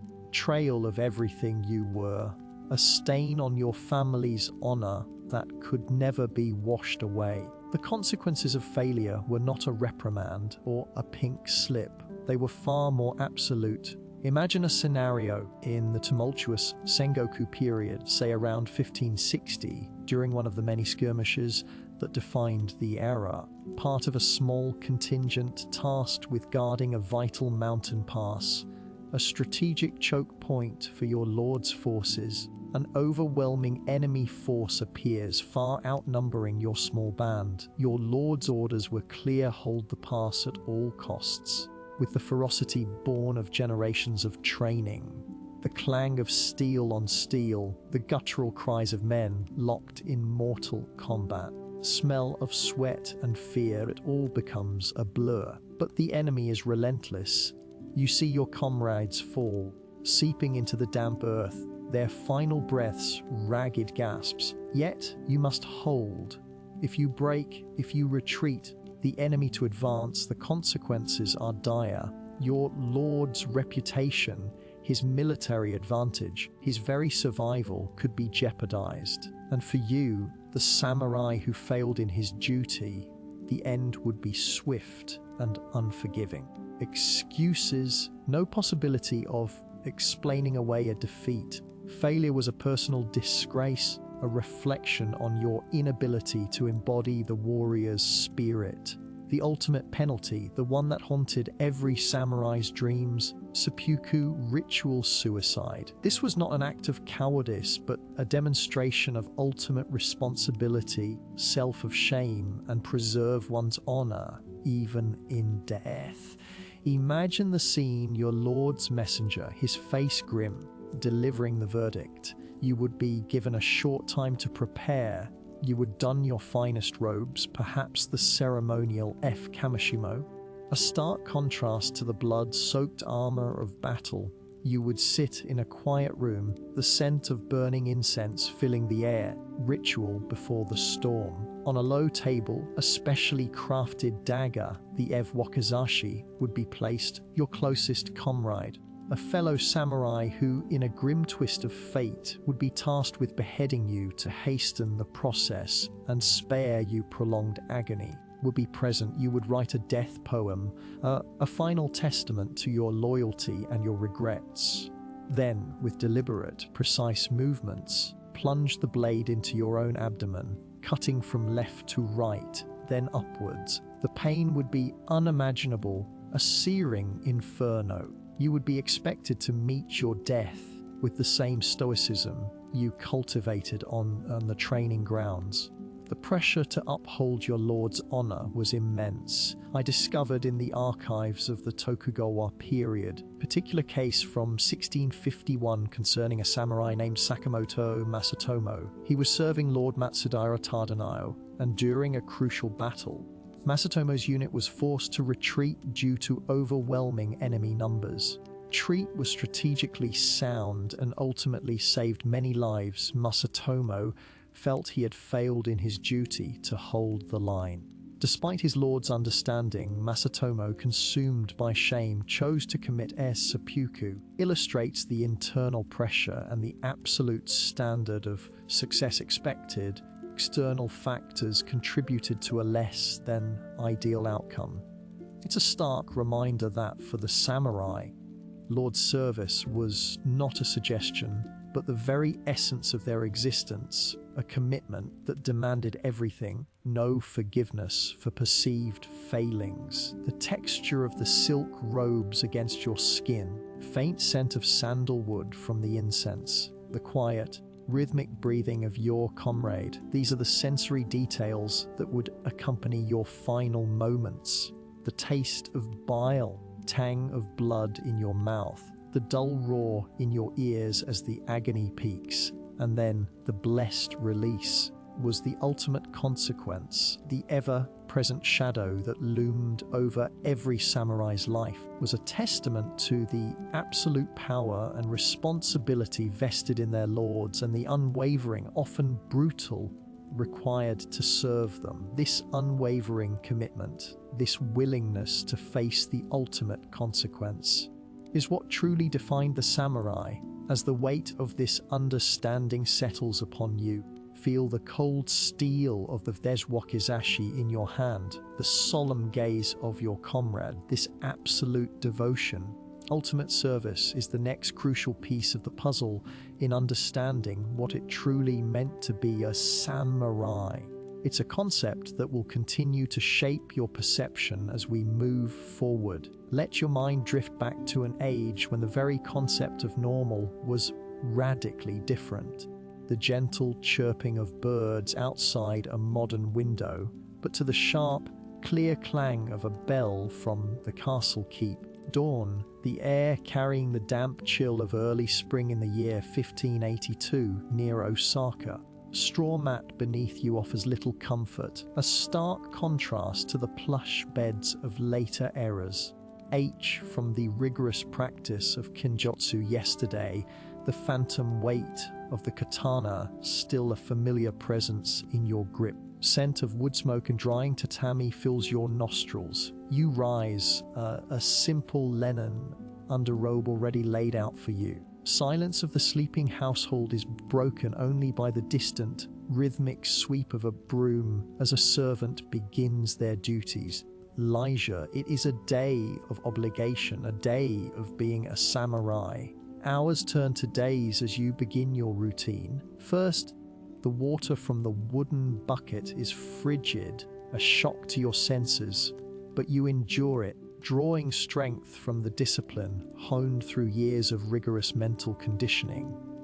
You dress in your formal attire, Waima of deep indigo, its wide legs offering freedom of movement, and a kosode of muted brown silk, cinched with a simple obi. Subtle embroidery on the collar speaks of your family's lineage, a quiet testament to your inherited responsibilities. Your katana, of the soul of the samurai, is carefully sheathed and secured. You move through the corridors of your family's estate but sturdy dwelling within the grounds of your lord's castle. The polished wooden floors gleam faintly in the dim light filtering through paper screens. Of roasted barley tea wafts from the kitchen, a comforting, grounding scent. Your administrative duties begin promptly. Merely a warrior, you are also a landholder, a manager, and a strategist. You descend into your study, a small, uncluttered room with a low table and cushions. A scroll detailing the rice yields from your family's small holdings lies unrolled. Precise, the calculations demanding. You must ensure your tenants are treated fairly. Harvest is sufficient to support your household and contribute to your lord's coffers, and that any disputes are settled justly. This is the bedrock of feudal society, the mundane but vital work that keeps the wheels of power turning. I discovered in the archives of a Kyoto temple that the average samurai's income was tied directly to the koku, a unit of rice. Of land could lead to destitution, a fate far worse than battlefield defeat in the eyes of many. The door announces the arrival of Kenji, your trusted retainer, his face weathered and earnest, due to his position, yet also a flicker of concern. My lord, he begins, bowing low, his voice a low murmur. Irrigation channels in the western fields are showing signs of blockage. The farmers are worried about the coming rains. You nod, already processing the information. Prepare my horse, Kenji. We will inspect them immediately for the seed purchases.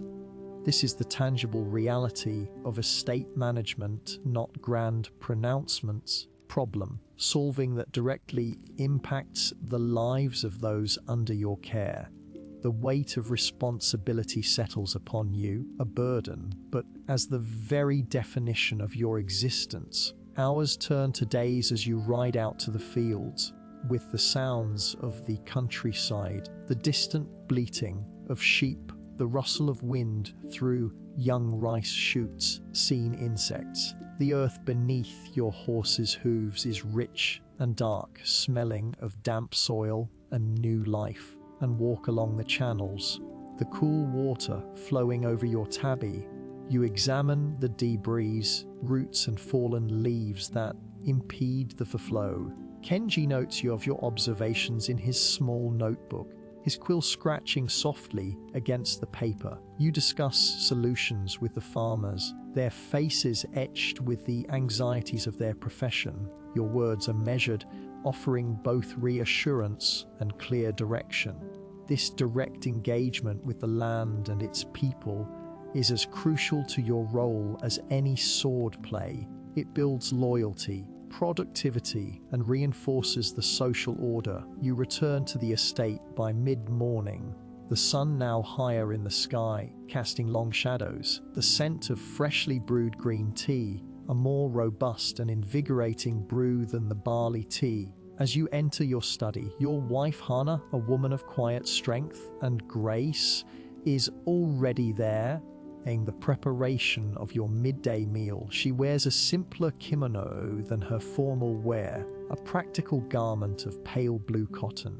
Of grilled fish and steamed vegetables fills the air, a testament to the bounty of the land and the skill of the kitchen staff. She says, her voice soft, "The silk merchant is expected this afternoon.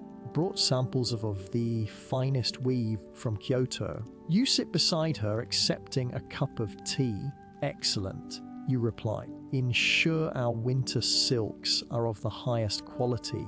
Have you spoken with the priest about the memorial service for your father? This is the delicate balance of your life, of estate and duty, interwoven with the emotional and spiritual obligations of family and tradition." Hannah's presence is a calm anchor in the often turbulent currents of samurai life. She manages the household with quiet efficiency, social etiquette, and the subtle nuances of human interaction, often proving invaluable. I learned that in many samurai households, the wife held significant influence, domestic affairs directly impacting the lord's ability to focus on his public duties. Later that afternoon, the silk merchant arrives, a man with a shrewd glint in his eye and a chest full of exquisite fabrics. You examine the silk's texture, noting the depth of their colors. The conversation is a dance of negotiation, each word carefully chosen, gesture observed. "This crimson," you remark, holding up a bolt of shimmering fabric, "is exceptionally fine, suitable for the autumn festival." The merchant smiles. "Indeed, my lord, with threads spun by the finest artisans." You agree on a price. The transaction is both fair and beneficial to your household. This is not just commerce, maintenance of relationships, the establishment of trust that extends beyond a single transaction. You then prepare for your social obligations. Your lord, Lord Akihiko, has invited you to his castle for an evening reception. This is not a casual gathering. It is an opportunity to reinforce alliances, gauge the mood of the court, and to demonstrate your loyalty and standing. You change into your formal attire, kimono embroidered with your family crest. The weight of the silk, the subtle rustle as you move, speaks of your status. The scent of sandalwood, a traditional incense used for purification and to ward off evil spirits, clings to the fabric. Review the political landscape, the recent pronouncements from the shogunate, the whispers of discontent in distant provinces. Castle, its imposing stone walls rise against the twilight sky. Torches cast flickering shadows, illuminating the path. With the sounds of music, a mournful shakuhachi flute, and the rhythmic beat of a taiko drum. You present your credentials at the gate, your name and lineage recognized. Inside, the castle halls are a spectacle of wealth and power. Their retainers mingle, their voices a low hum of conversation. You greet your peers, exchanging polite pleasantries, constantly assessing the dynamics of the room. You approach Lord Akihiko, bowing deeply. "My lord," you say, clear and respectful, "I am honored by your invitation." He inclines his head, a rare smile gracing his lips. "Your presence is always welcome, my lord," he replies, his gaze sharp and assessing. "Trust your estate is prospering." The conversation is brief, but pregnant with unspoken meaning. Intricate tapestry of feudal politics, where alliances are forged and broken. A misplaced word can have far-reaching consequences. You spend the evening circulating, engaging in conversation, subtle shifts in power. You share a cup of warm sake with a fellow samurai, discussing the latest military strategies, unrest in the Western territories. The taste of the sake is warm and slightly sweet, a momentary respite from the constant vigilance. You are aware of every glance, every gesture, every nuance of the spoken word.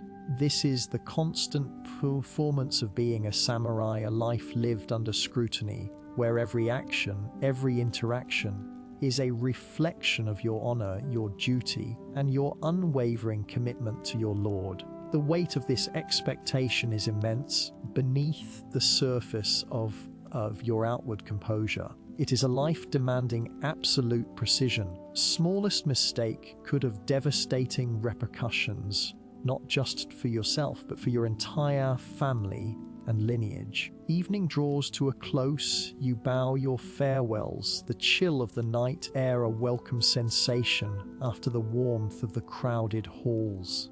To your estate is quiet, the silence broken only by the soft clop of your horse's hooves. Reflect on the evening's events, the information gathered, the impressions formed, microcosm of your entire existence, a seamless blend of administrative duties, estate management, social obligations, present readiness for conflict. You are not a warrior who occasionally manages land. Samurai whose warrior skills are an integral part of his role as a landholder and a loyal retainer. This multifaceted existence, constant vigilance, and unwavering dedication is what truly defined being a samurai in this era. The path ahead remains clear, the same unwavering commitment. Tomorrow, the cycle begins anew, with its own set of challenges and responsibilities, a testament to the unyielding nature of your sworn duty. Never quite capture the texture of daily life in this remarkable era. They speak of battles won and lost, alliances and the rise and fall of powerful clans, but they rarely convey the quiet hum of existence that undergirded it all.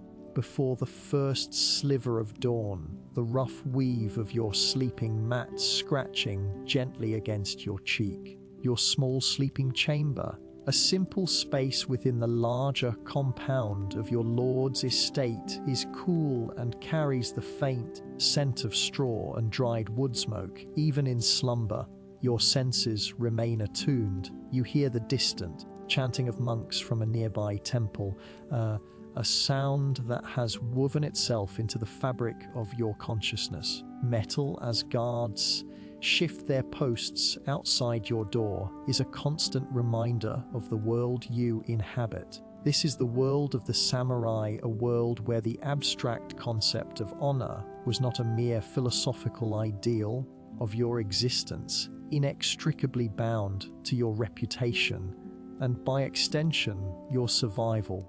What being a samurai was truly like. Shed the romanticized notions of chivalry and embrace the stark reality of absolute accountability. Was not a personal indulgence. It was a collective asset, a shield for your family, your lord, and your entire lineage. A single lapse, a moment of cowardice or indecision could tarnish that shield, leaving you and all those connected to you vulnerable. The world around you evolves, and with it, the understanding of this delicate balance. You rise and dress in the simple, meticulously crafted kimono and havakama of your station, the fabric, a deep indigo dyed with natural pigments and smooth against your skin. The intricate weave, a testament to the skill of the artisans, speaks volumes about the value placed on even the most mundane aspects of life.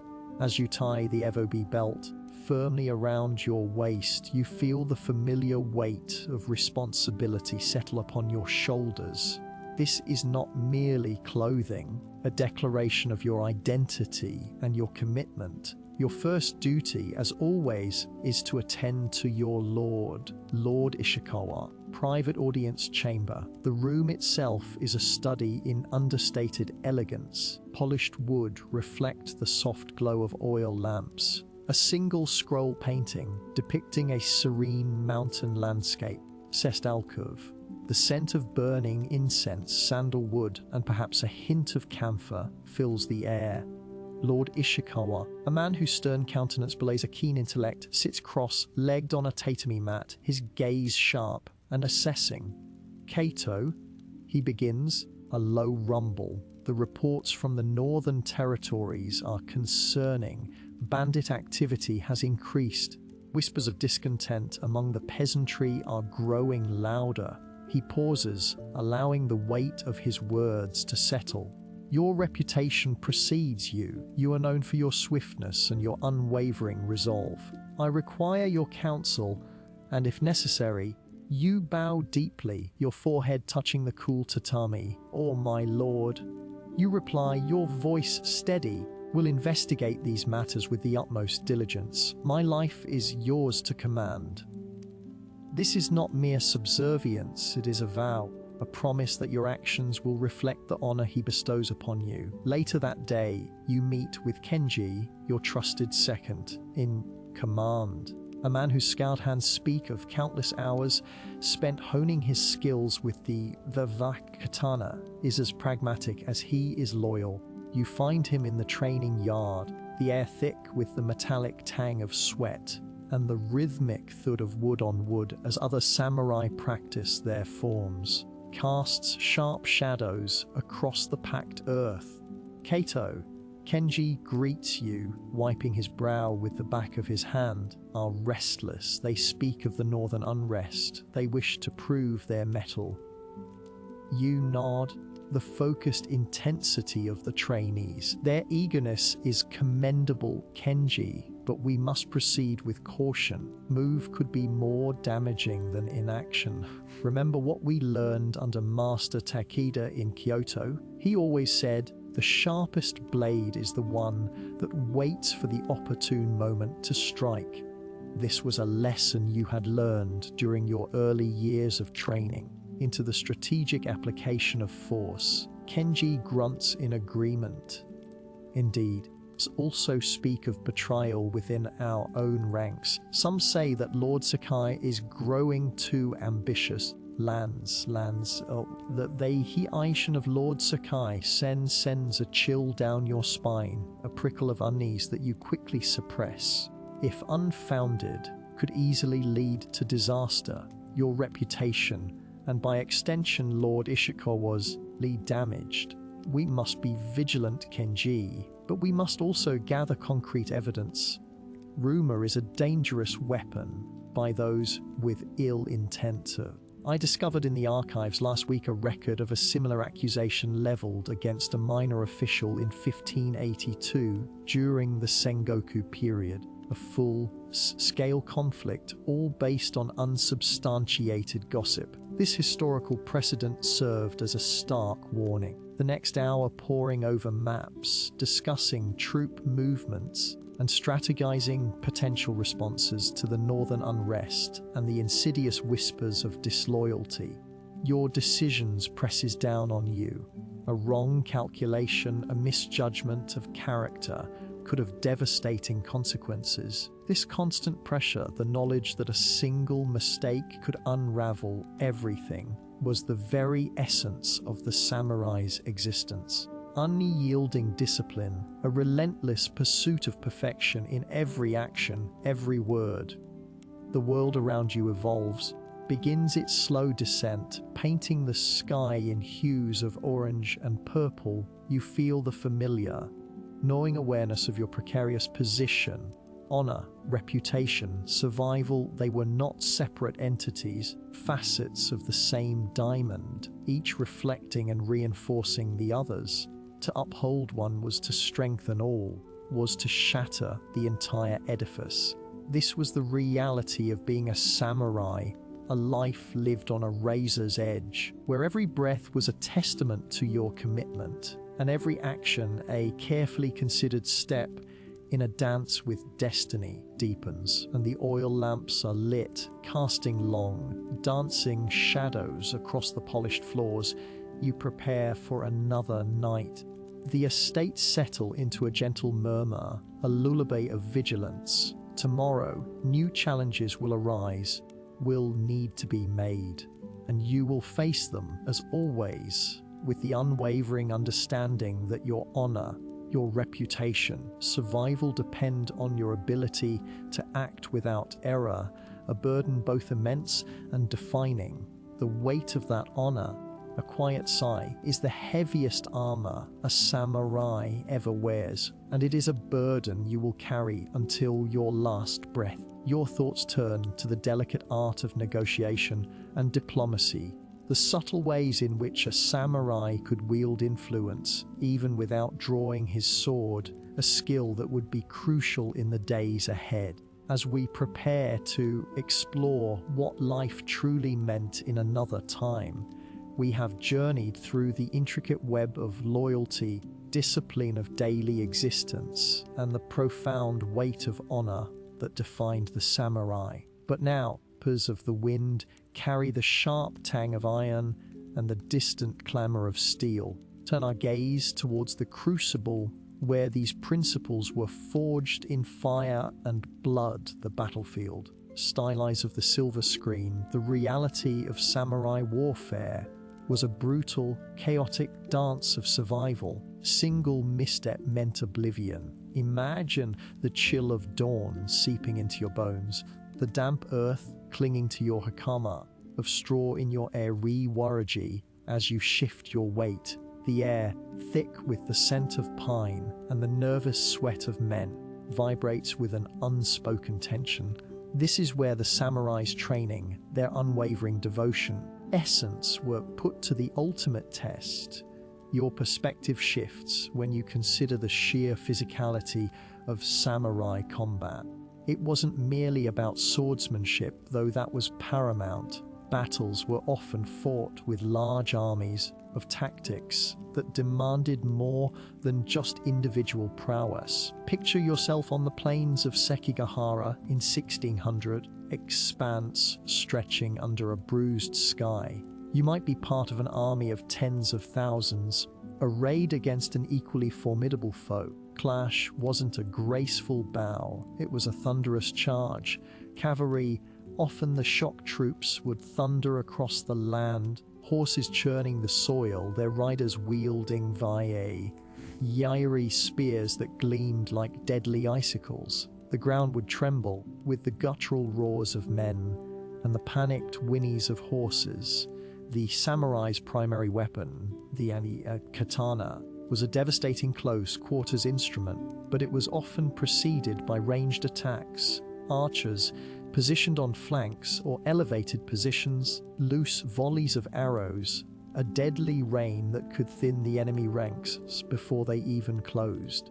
Imagine the whistling sound of Yumisa bows being drawn, the sharp crack as arrows flew, and the sickening thud as they found their mark, cloth, and even some forms of armor. The battlefield was a cacophony of sound, the clash of metal on metal, the screams of the wounded, the guttural commands of officers, the rhythmic beating of war drums. Your perspective shifts when you consider the role of the yori. While the katana is iconic, was arguably the more common and practical battlefield weapon for the samurai. Greater safety from enemy blades and provided a powerful thrust. Imagine the sheer force required to wield yori effectively in the press of a melee. You might see formations of ashigaru, of foot soldiers, long pikes holding a defensive line against a cavalry charge, their spears bristling like a hedgehog's quills.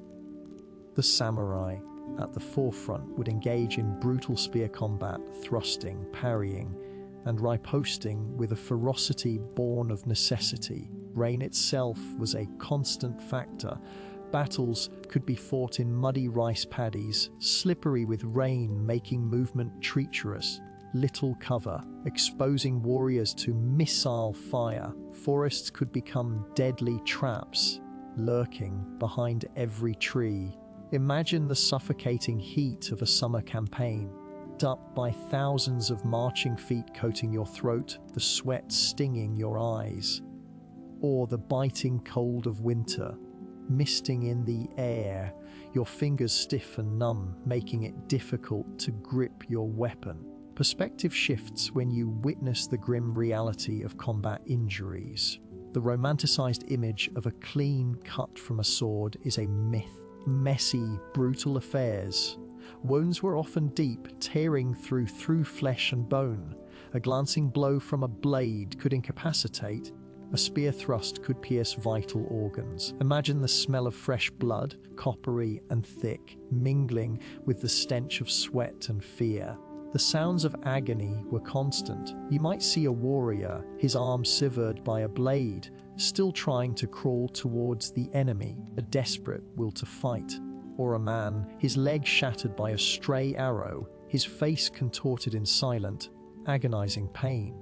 Yorawa's armor was designed for protection, but it was not invincible. While some armor was incredibly sophisticated, from lacquered metal plates and silk cords, it was heavy and could restrict movement. The strain of wearing several kilograms of armor for hours under a relentless sun, the heat building up within, of being overwhelmed by fatigue.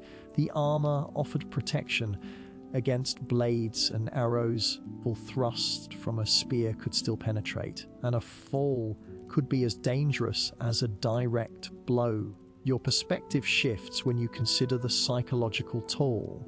The constant threat of death, the sight of fallen comrades, sheer brutality of the kill, these experiences left indelible marks. Imagine the vacant stare of a warrior who has witnessed too much, tremor in his hands that no amount of training can entirely quell. The samurai's code of honor, their stoic demeanor, inherent traits but disciplines forged through immense pressure. Let us focus on a specific, albeit illustrative, scenario. 1582, and Oda Nobunaga's forces are engaged in a campaign against the Mori clan. You are a young samurai, Kenji, serving under one of Nobunaga's generals. You have trained your entire life for this moment. Your Fev katana, a family heirloom, feels heavy and familiar in your grasp. Your daimyo, Lord Takeda, has impressed upon you the importance of unwavering courage. You are part of a contingent tasked with securing a strategic bridge. The air is thick with the scent of damp earth and the metallic tang of anticipation.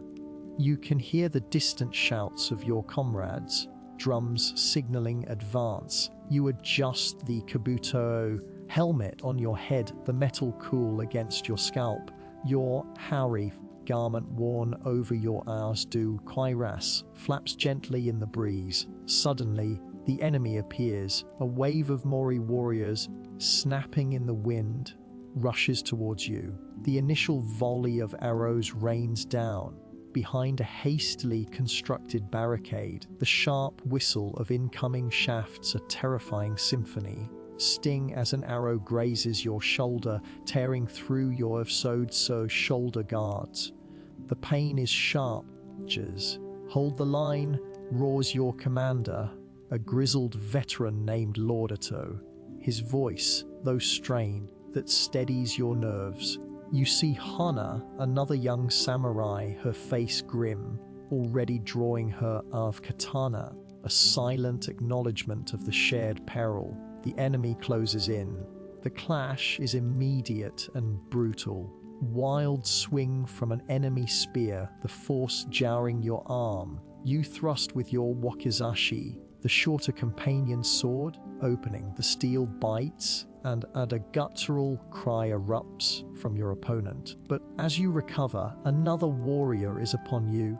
Polyurm, a blur of motion. You feel the impact as the Naginata scrapes against your Fev Koti armored sleeve. Gouge, your heart pounds against your ribs. This is not the controlled practice of the dojo, desperate struggle for survival. You see Lord Ito engaged in a fierce duel, katana a silver streak against the enemy's bronze. You hear a cry of pain and turn to see Hana fall, embedded in her chest. A wave of grief and rage washes over you, but you cannot afford to falter. You must fight on. Discovered in the archives of the Tokugawa period that even after a battle, the work was far from over. the wounded needed tending. The fallen needed to be identified and honored, and the spoils of war were collected. The aftermath was often as grim as the fighting itself.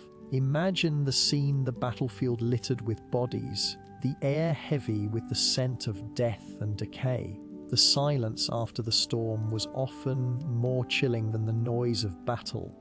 Your perspective shifts when you understand that the samurai's responsibility extended beyond the fight. They were expected to lead and to govern. The battlefield was merely the most extreme manifestation of their duty.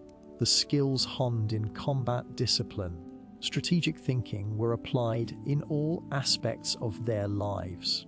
This constant pressure, this expectation of perfection, of being a samurai, as the intensity of the battle subsides and the sounds of conflict begin to fade, exhaustion that seeps into your very bones. The adrenaline ebbs, leaving behind a profound weariness. You see the aftermath of the struggle, the grim toll it has taken.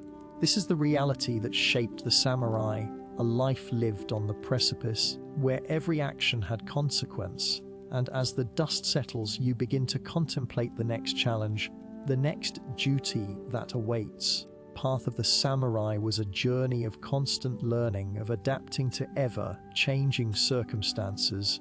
Continue as we delve into the intricate social structures that supported and defined their existence. Your smartphone weighs more than some of the most precious possessions of this era.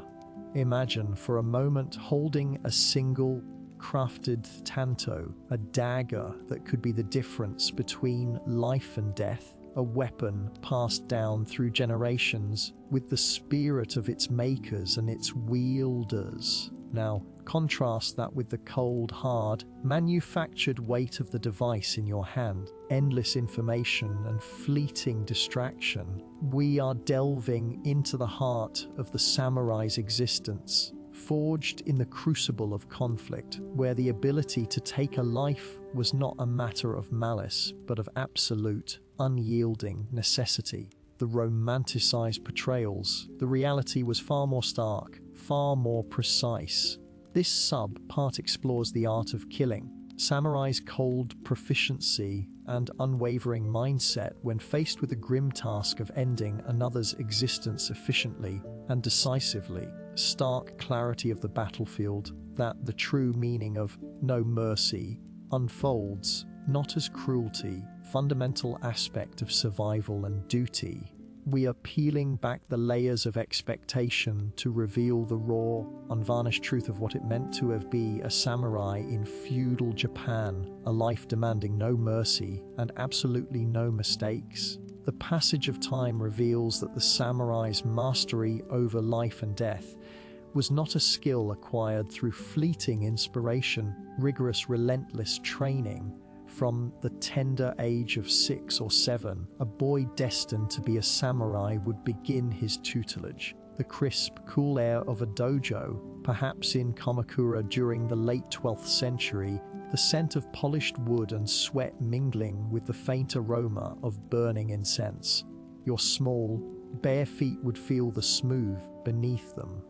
Your instructor, a grizzled veteran with eyes that had seen too much, would guide your clumsy movements.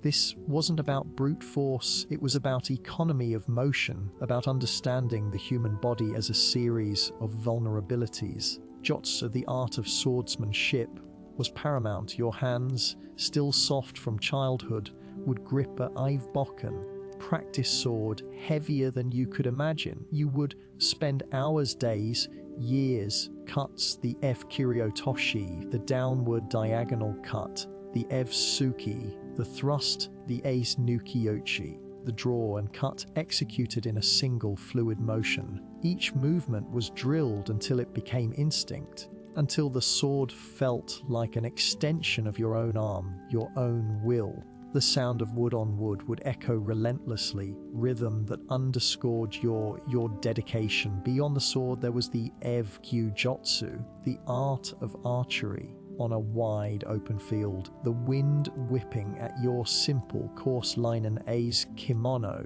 You would nock an arrow, the fletching brushing your cheek, and draw the bowstring back with all your might, the muscles in your back and shoulders screaming with the effort. The target, perhaps a straw dummy or a distant marker, represented an enemy. A sharp thwack as the strings sprang forward, the arrow singing through the air.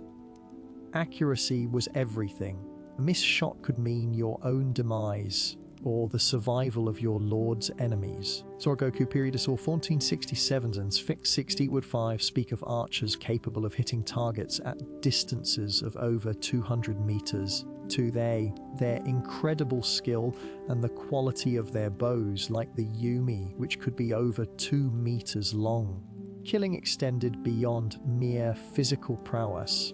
It was deeply intertwined with a profound mental discipline.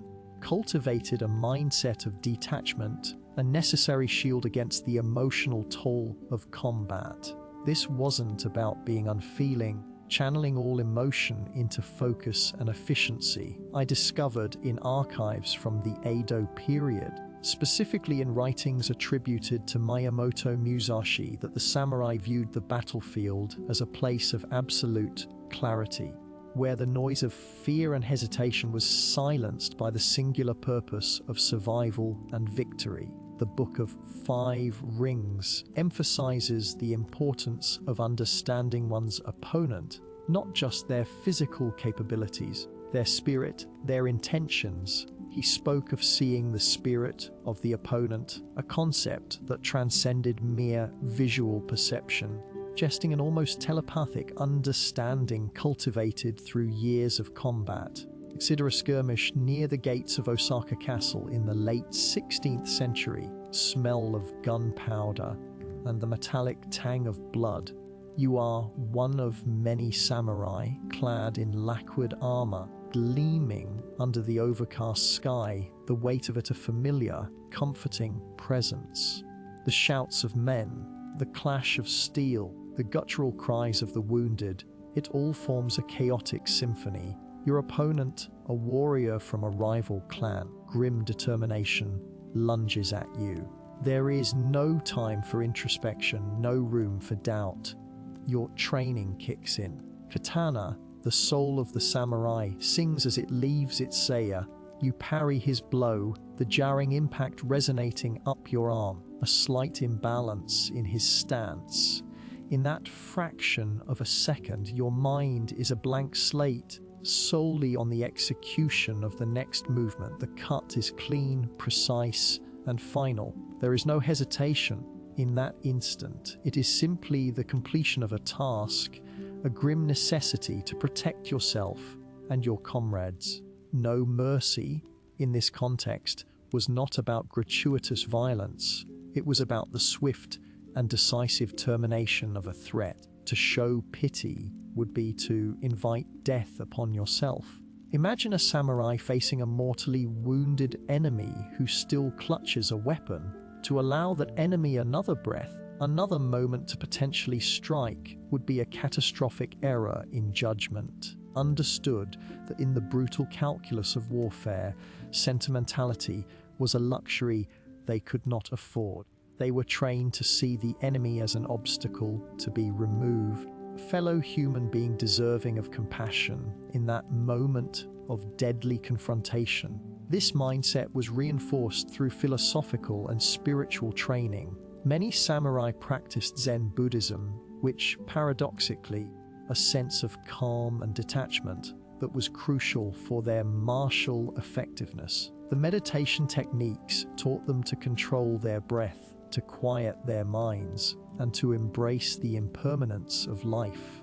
Understood that their own lives and the lives of those they took were fleeting. Acceptance allowed them to face death without fear and to inflict it without excessive emotional burden. Let's delve into a specific scenario. Serving as part of a small patrol guarding a vital supply route in the mountainous regions of Shinano province during the tumultuous Sengoku period, and carries the scent of pine and damp earth. You are accompanied by two other samurai, Kenji and Hiroshi, stoic under their conical kasai hats. Suddenly, the rustle of leaves and the glint of steel betray an ambush. Three bandits, and armed with crude spears, emerge from the undergrowth. Kenji, ever the pragmatist, immediately draws his wakizashi, companion sword, its polished blade a stark contrast to the rough metal of the bandits' weapons.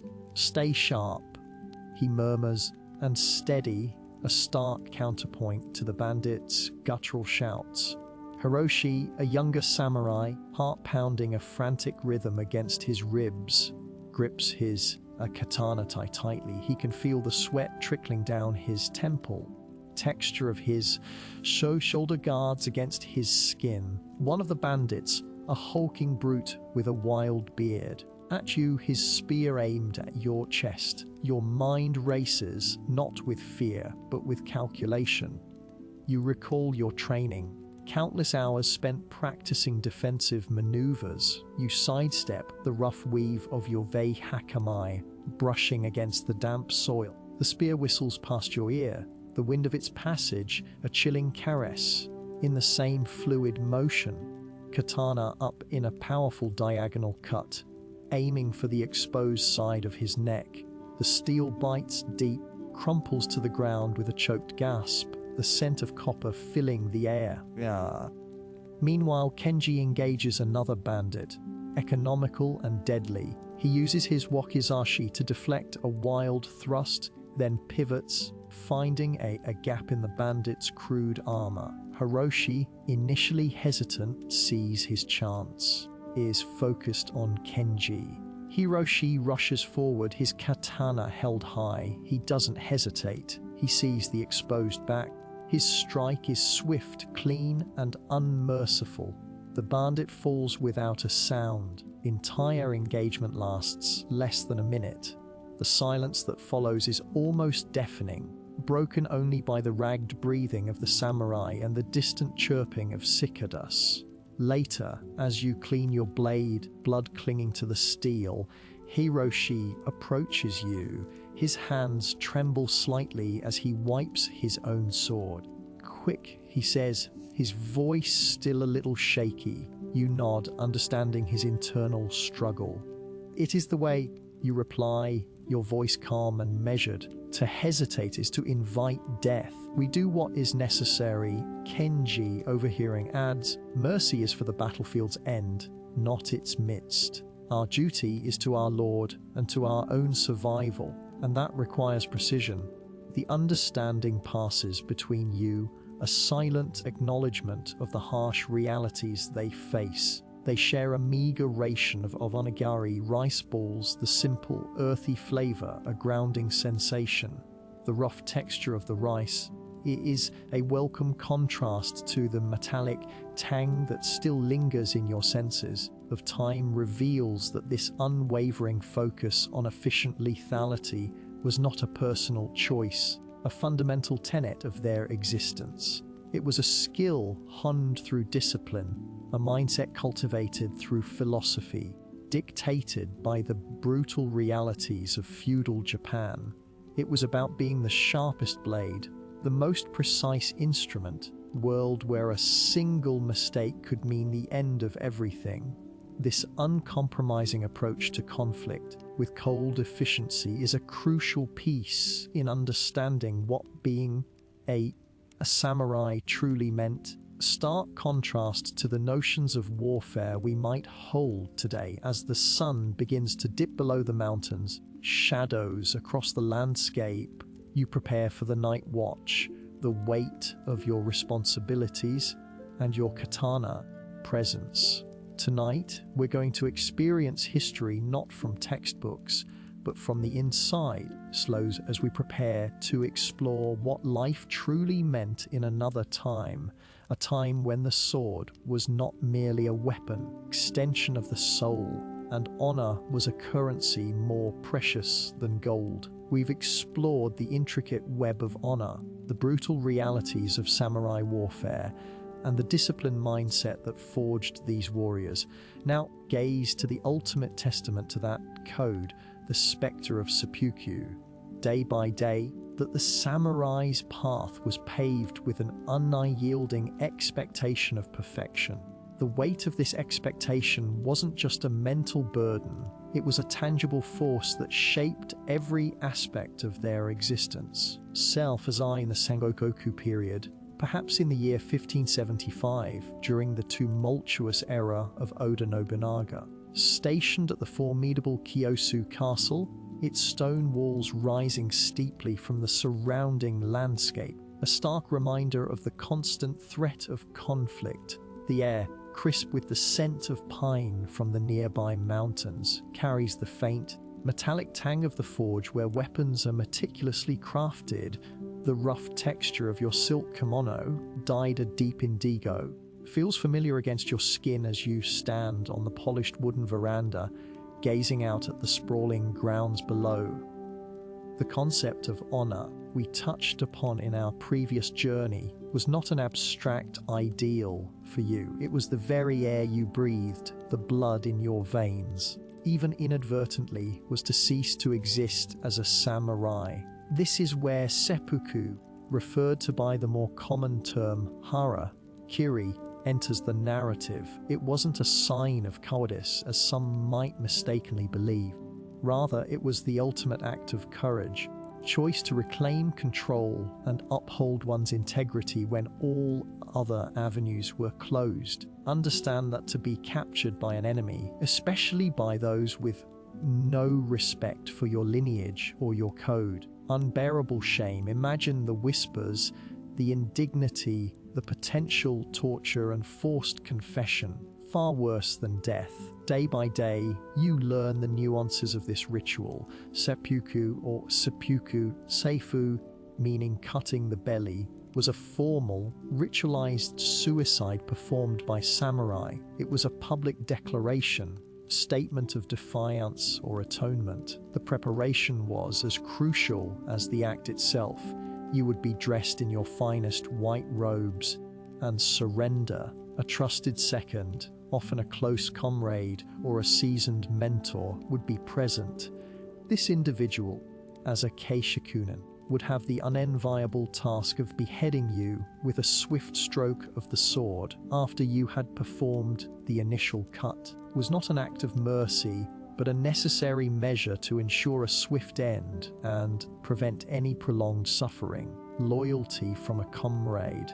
You recall a conversation you had with your mentor, Old Lord Sakai, whose beard was as white as the snows of winter. He sat with you in his private study, aged paper and incense filling the air. The room was sparsely furnished, the only decoration a single calligraphy scroll depicting a raging waterfall, a metaphor for the relentless flow of life and destiny. Sakai had rasped, his voice thin but firm. The sword is a tool of our profession, but the belly is the seat of our spirit. Spill one's own guts is not a simple act of ending life. It is an act of proving one's purity, unwavering commitment to the way of the warrior. He tapped a gnarled finger on the tatami mat. If you fail your lord, or if you are captured and your spirit is broken, then seppuku is not an option. It is your duty, ultimate expression of your samurai soul. You remember the metallic glint of tantive, a short dagger Sakai showed you. It was a beautiful yet terrifying instrument. The polished steel seemed to absorb the dim light of the room. In your hand was significant, a promise of finality. You practiced the motions, the precise angle of the cut, the depth. It was a skill taught with the same diligence as swordsmanship, a grim necessity. Day by day, you learn about the different forms of seppuku. Common was junshik, or following one's lord in death. If your lord died, especially in disgrace or defeat, it was considered honorable to join him in the afterlife, ensuring your loyalty was absolute. There was also efkanshiv, self-justification, performed to protest a wrong or to express a strong opinion. This was a powerful statement, given to make a point that words alone could not convey. And then there was fushik ketsa, or suicide to avoid capture. Common reason during times of intense warfare. Imagine the scene: the battlefield has been lost. The enemy banners, with the fearsome boar crest of the Takeda clan, are advancing. Your comrades have fallen around you, their armor rent, their bodies scattered across the muddy field. The air is thick with the coppery smell of blood and the acrid smoke of burning wood. Wounded, your leg throbbing with a dull, persistent ache. Escape is impossible. Surrender means degradation, everything you have lived for. Your comrade, Hiroshi, his face streaked with dirt and sweat, kneels beside you. His own armor is dented, his death katana slick with enemy blood. He pulls out his own eye, tanned his eyes, usually full of mirth. Solemn and resolute Kenji, he says, his voice rough. It is time. You nod, your throat tight, you retrieve your own tantav, a strange comfort. You exchange a final, knowing glance with Hiroshi. He understands. You understand. No words needed. This is the ultimate test of your resolve, the final act of preserving your identity, the historical record, those found in the Hagakure, a classic text on samurai philosophy compiled in the early 18th century. A stark picture. It emphasizes that the samurai must be prepared to die at any moment. This constant awareness to embrace death was what allowed them to live without fear and to act with unwavering resolve. I discovered in the archives of the Tokugawa shogunate accounts of samurai who performed seppuku for offenses as seemingly minor as losing a prized falcon or failing to deliver a message on time. Extreme sensitivity to perceived failures. The act itself was not intended to be a prolonged agony. Keishakunin was trained to deliver a precise, almost instantaneous decapitation with a single, powerful stroke of the sword. Made by the samurai, was intended to be deep enough to be fatal. Kashakunin's intervention ensured a swift conclusion. This collaboration, this shared understanding of the ritual's purpose, about the bonds and the responsibilities within the samurai class, day by day, you learn that this was the reality. The romanticized image of the samurai often overlooks this grim, yet essential aspect of their existence. It was a world of stark choices, where honor was paramount and failure carried an unimaginable price. The weight of that expectation, readiness for the ultimate sacrifice, forged a warrior unlike any other in history, to a way of life that demanded absolute discipline, unwavering loyalty, a profound understanding of the ephemeral nature of life itself. As the shadows lengthen and the sounds of the day begin to fade, feel the chill of that final moment, the quiet dignity of a life lived and ended by one's own unwavering code. Tomorrow, deeper into the philosophical underpinnings of this martial society, exploring how such extreme measures were justified and integrated into their very being. History settles gently on your shoulders as our story begins. You find yourself standing not in a battlefield, but in the quiet, the ordered courtyard of a magistrate's residence in Edo around the year 1715. The air is cool and crisp, faint scent of pine from the manicured garden and the distant, earthy aroma of cooking fires. You can almost feel the smooth, your bare feet, a stark contrast to the rough straw of the tatami mats you've grown accustomed to. The silence here is profound, broken only by the occasional rustle of leaves or the distant cry of a crow. The samurai's duty extended beyond the clash of steel. It was here, in the halls of justice, to maintain order, often with an iron fist, was most keenly felt. To witness a side of samurai life that rarely makes it into the romanticized tales, the unwavering and often brutal of law. With each passing moment, the image of the stoic warrior in battle begins to blur, replaced by the figure of the samurai as the unwavering guardian of societal structure, as enforcers of justice was not a secondary one, it was intrinsic to their very existence. In feudal Japan, the relatively stable Edo period, 1603–1868, the samurai were not just soldiers but administrators, judges, executioners. They were the embodiment of the shogunate's will, tasked with maintaining peace and order, meant dispensing severe punishments for even minor transgressions. You recall learning that the legal system was heavily influenced by Confucian principles, emphasizing hierarchy and social harmony, was seen as a threat to this delicate balance, and the samurai were the ones who ensured that balance was restored, a swift and unforgiving hand. Imagine a scene: you are a witness, perhaps a curious bystander or a summoned observer. Shadows of a dimly lit courtroom. The room is sparse, dominated by a raised platform where the magistrate, considerable age and gravitas, sits. His robes, a deep indigo silk, are immaculate. The air is thick with the scent of polished wood and the faint, dried blood that seems to cling to the very fabric of justice in this era. You can hear the low murmur of voices, rustle of paper as scrolls are presented, and the rhythmic, almost hypnotic, drip of water from a hidden source that amplifies the tension. Before the magistrate stands a man accused of theft. His clothes are simple, coarse hemp. His face is etched with fear. The magistrate, his voice resonating with an authority that brooks no argument, addresses the accused.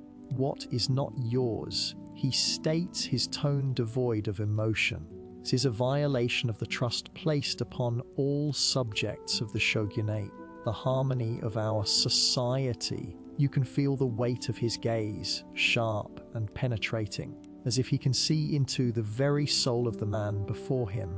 The accused stammers a confession, his voice barely a whisper. Punishment for such an offense. The magistrate continues, his gaze unwavering, to serve as a stark reminder to all who might consider such a path for theft, particularly from the common folk, a yurakusho. The word itself seems to carry a chill, from your deeper dives into historical records. Yurakusho was a form of public humiliation and severe corporal punishment, often involving branding or mutilation, permanently mark the offender and instill fear in others. With each passing moment, the stark reality of this system becomes clearer. There was no concept of innocent until proven guilty in the modern sense. Proof often rested on the accused, and confessions, sometimes extracted under duress, were common. For crimes like treason or even serious disrespect towards a samurai or official, the punishments were far more extreme. As seppuku, as we touched upon previously, only a personal ritual but also a form of prescribed punishment for samurai who failed in their duties or committed grave offenses. Common as crucifixion, beheading, or being burned at the stake were not uncommon. You recall a particular case from the early 1700s in the provincial archives of Satsuma. A peasant farmer, driven to desperation by famine, stolen grain from a samurai's storehouse. The samurai, Matsudara Yoraizain, was known for his strict adherence to the law. The farmer was apprehended, and despite his pleas of starvation, the sentence was immediate and severe.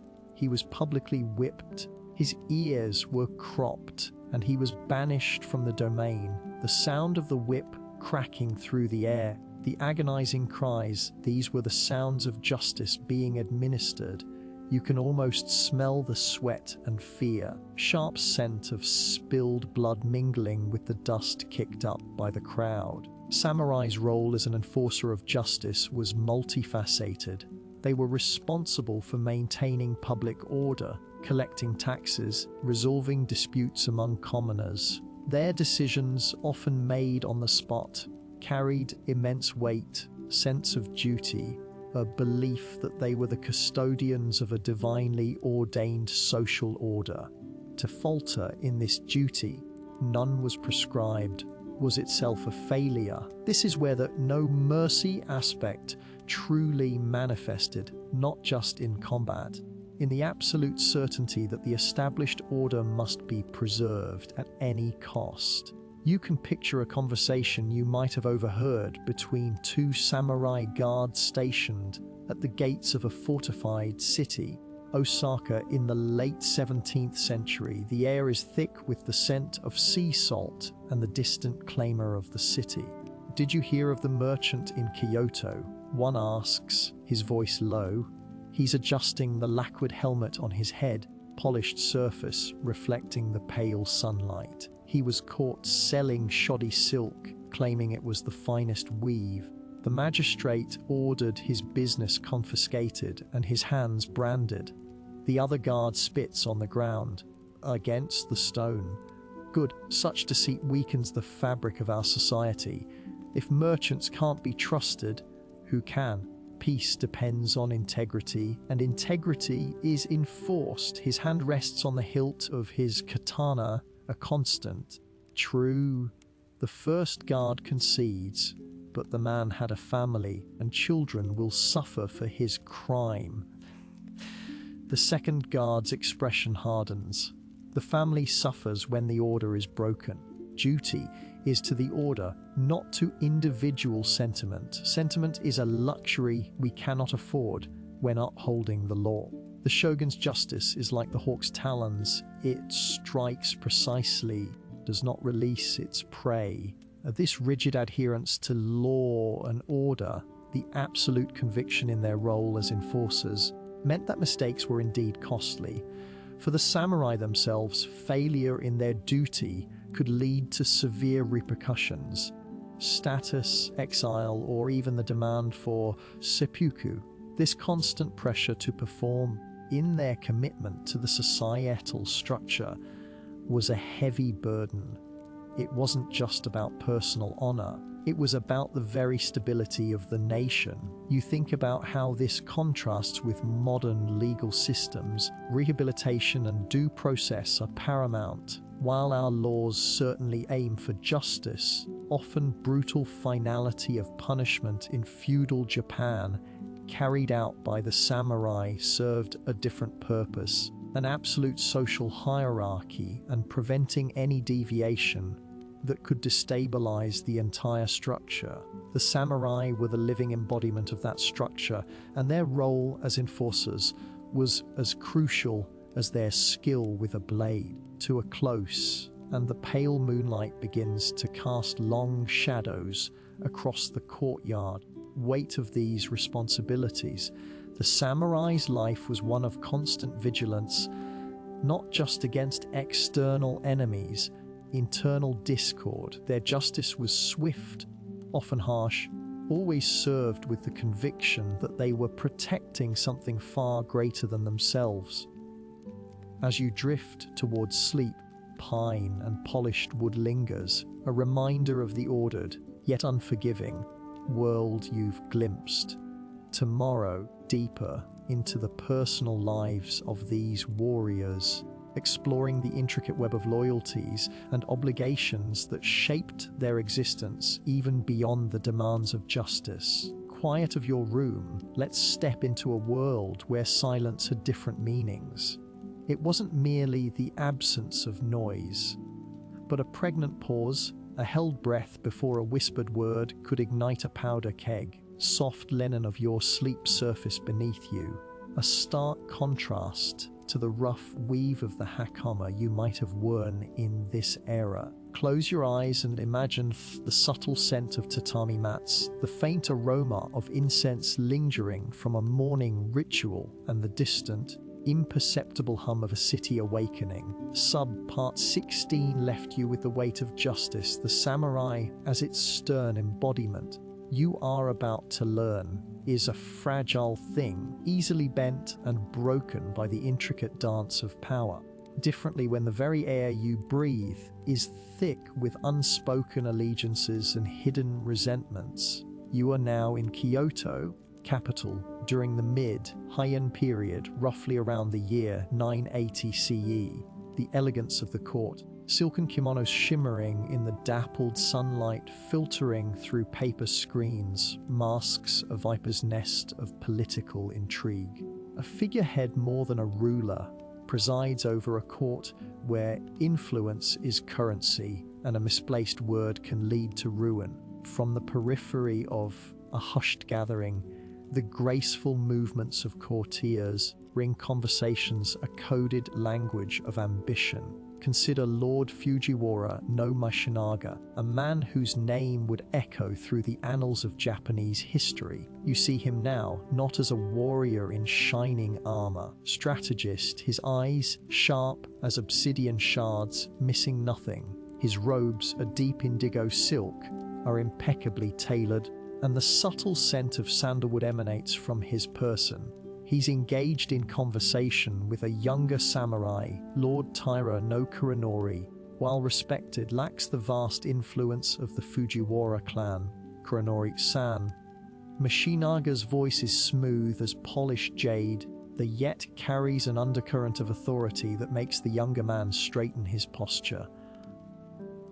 The emperor's favor is a fickle thing. Kuronori bows, his head nearly touching the tatami. Indeed, Mishinaga-sama, one must strive to remain in its warmth. The scent of his nervous sweat, faintly metallic, mingles with the perfumed air. Mishinaga continues, taking a delicate sip from a porcelain teacup, the steam rising in a fragrant plume. Sometimes cultivate a different kind of warmth, the warmth of loyalty, of shared purpose. He glances meaningfully at Kuronori. Provincial governors are growing restless. They feel their petitions are ignored, contributions unacknowledged. Kuronori's eyes flicker. He understands. Mashinaga is subtly testing his loyalties, willingness to align with him against potential rivals, perhaps even those who might challenge the Fujiwara dominance. Of silk as Mishinaga adjusts his sleeve is the only sound for a moment, a tiny disruption in the carefully orchestrated stillness. Feel the tension in the air, a palpable thing that prickles your skin. My family has always served the imperial court with utmost dedication, Mishinaga-sama, Kuronori replies carefully, as if navigating a minefield. We would never betray that trust. Mishinaga offers a faint smile. Trust is a foundation, Kuronori-san, but a wise builder reinforces his walls. The whispers from the provinces speak of a growing dissatisfaction. Some believe the central government has become too detached on poetry and courtly games rather than the practicalities of governance. He pauses, letting the implication hang in the air. Strong hand is needed to guide the reins, wouldn't you agree? This is the essence of the political game, not a direct confrontation. Calculated moves, each designed to subtly shift power, to build alliances, and to isolate opponents. Figure observing from a slightly greater distance, Lady Murasaki Shikibu, a quiet presence, intelligent and observant, though not directly involved in these machinations. Her sharp mind would later capture the essence of this era in her literary masterpiece, The Tale of Genji. Discovered in the archives of a Kyoto temple that the political climate of the Heian period was so complex that even minor court appointments could be the subject of intense lobbying and backroom deals. differently when you witness the subtle erosion of trust and the quiet forging of new bonds. You see a different scene now, perhaps 1005 CE, within the grounds of a sprawling estate belonging to the Fujiwara clan. The air is crisp, the scent of pine needles and damp earth after a recent rain. You are in a training yard, the ground packed hard and worn smooth by countless hours of practice. The clang of bokken, wooden swords, as samurai spar.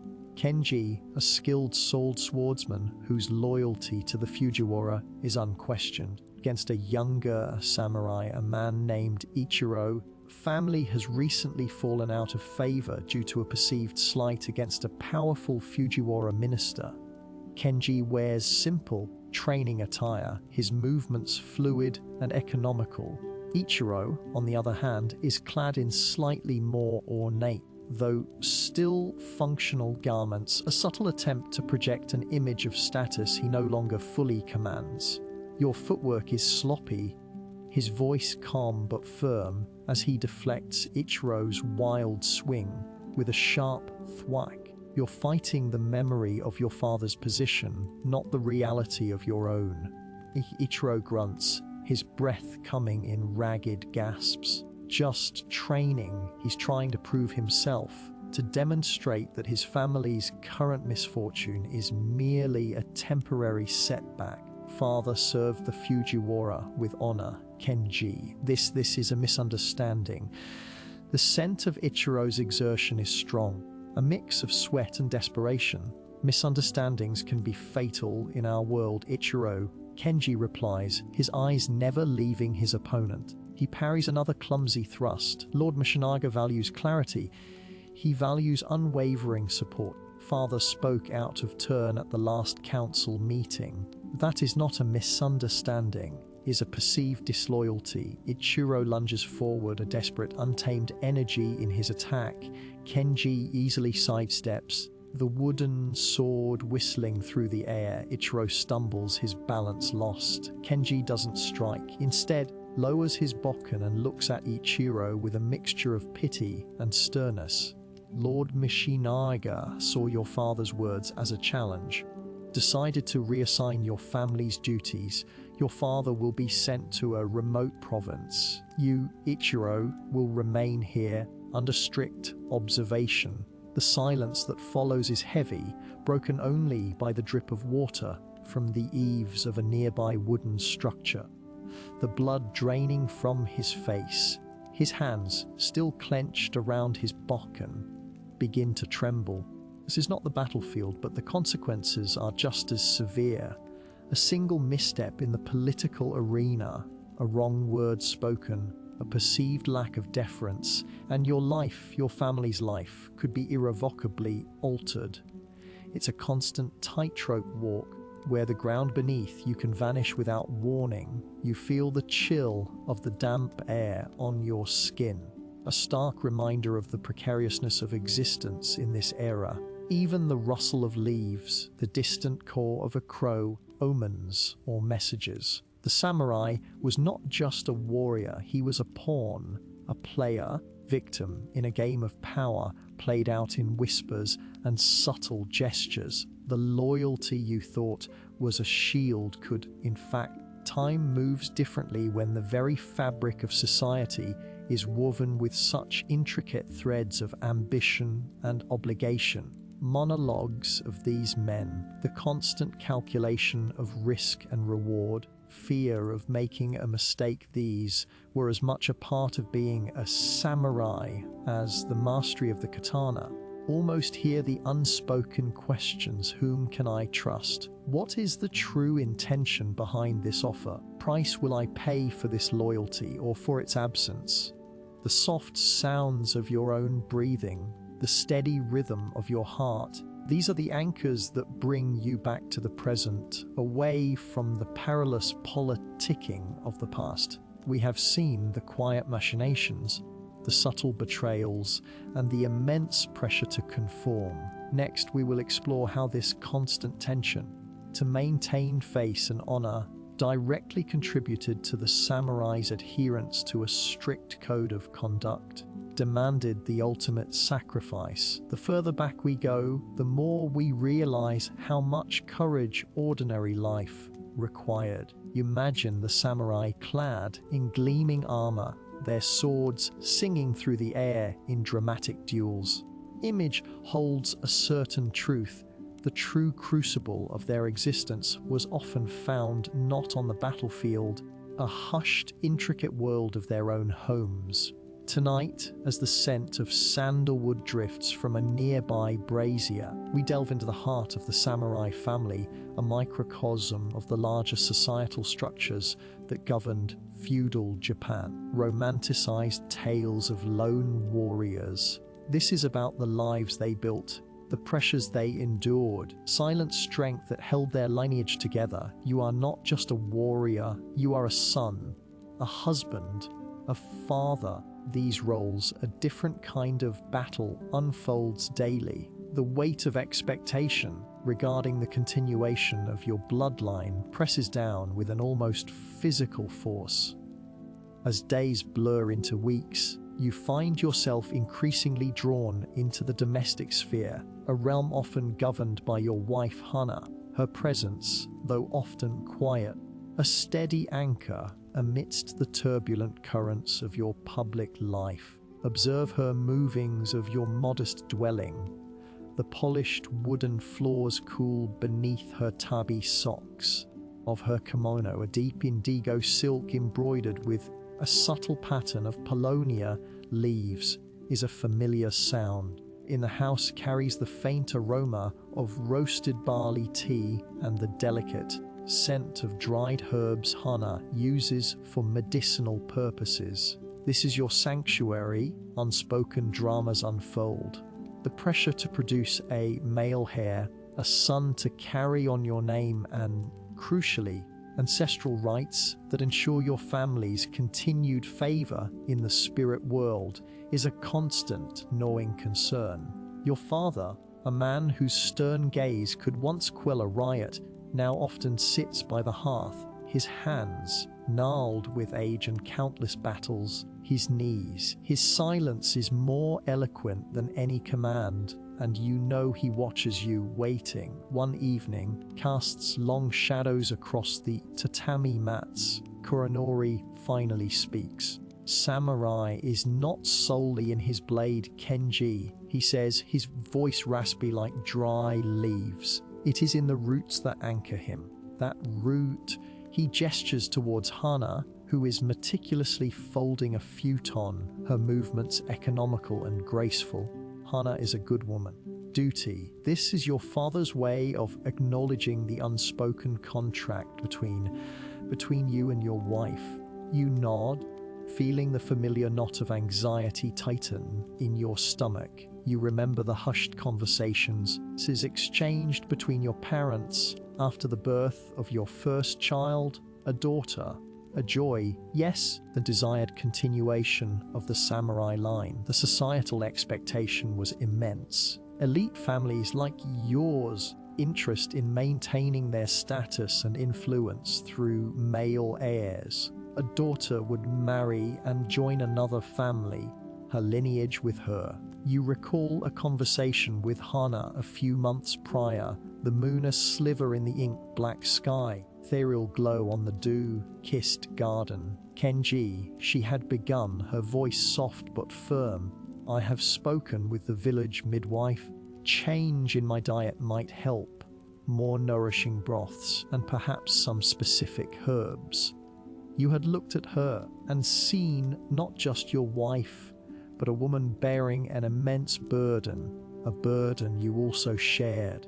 Whatever you believe is best, Hana, you had replied, your voice rougher than you intended. Your future depends on it.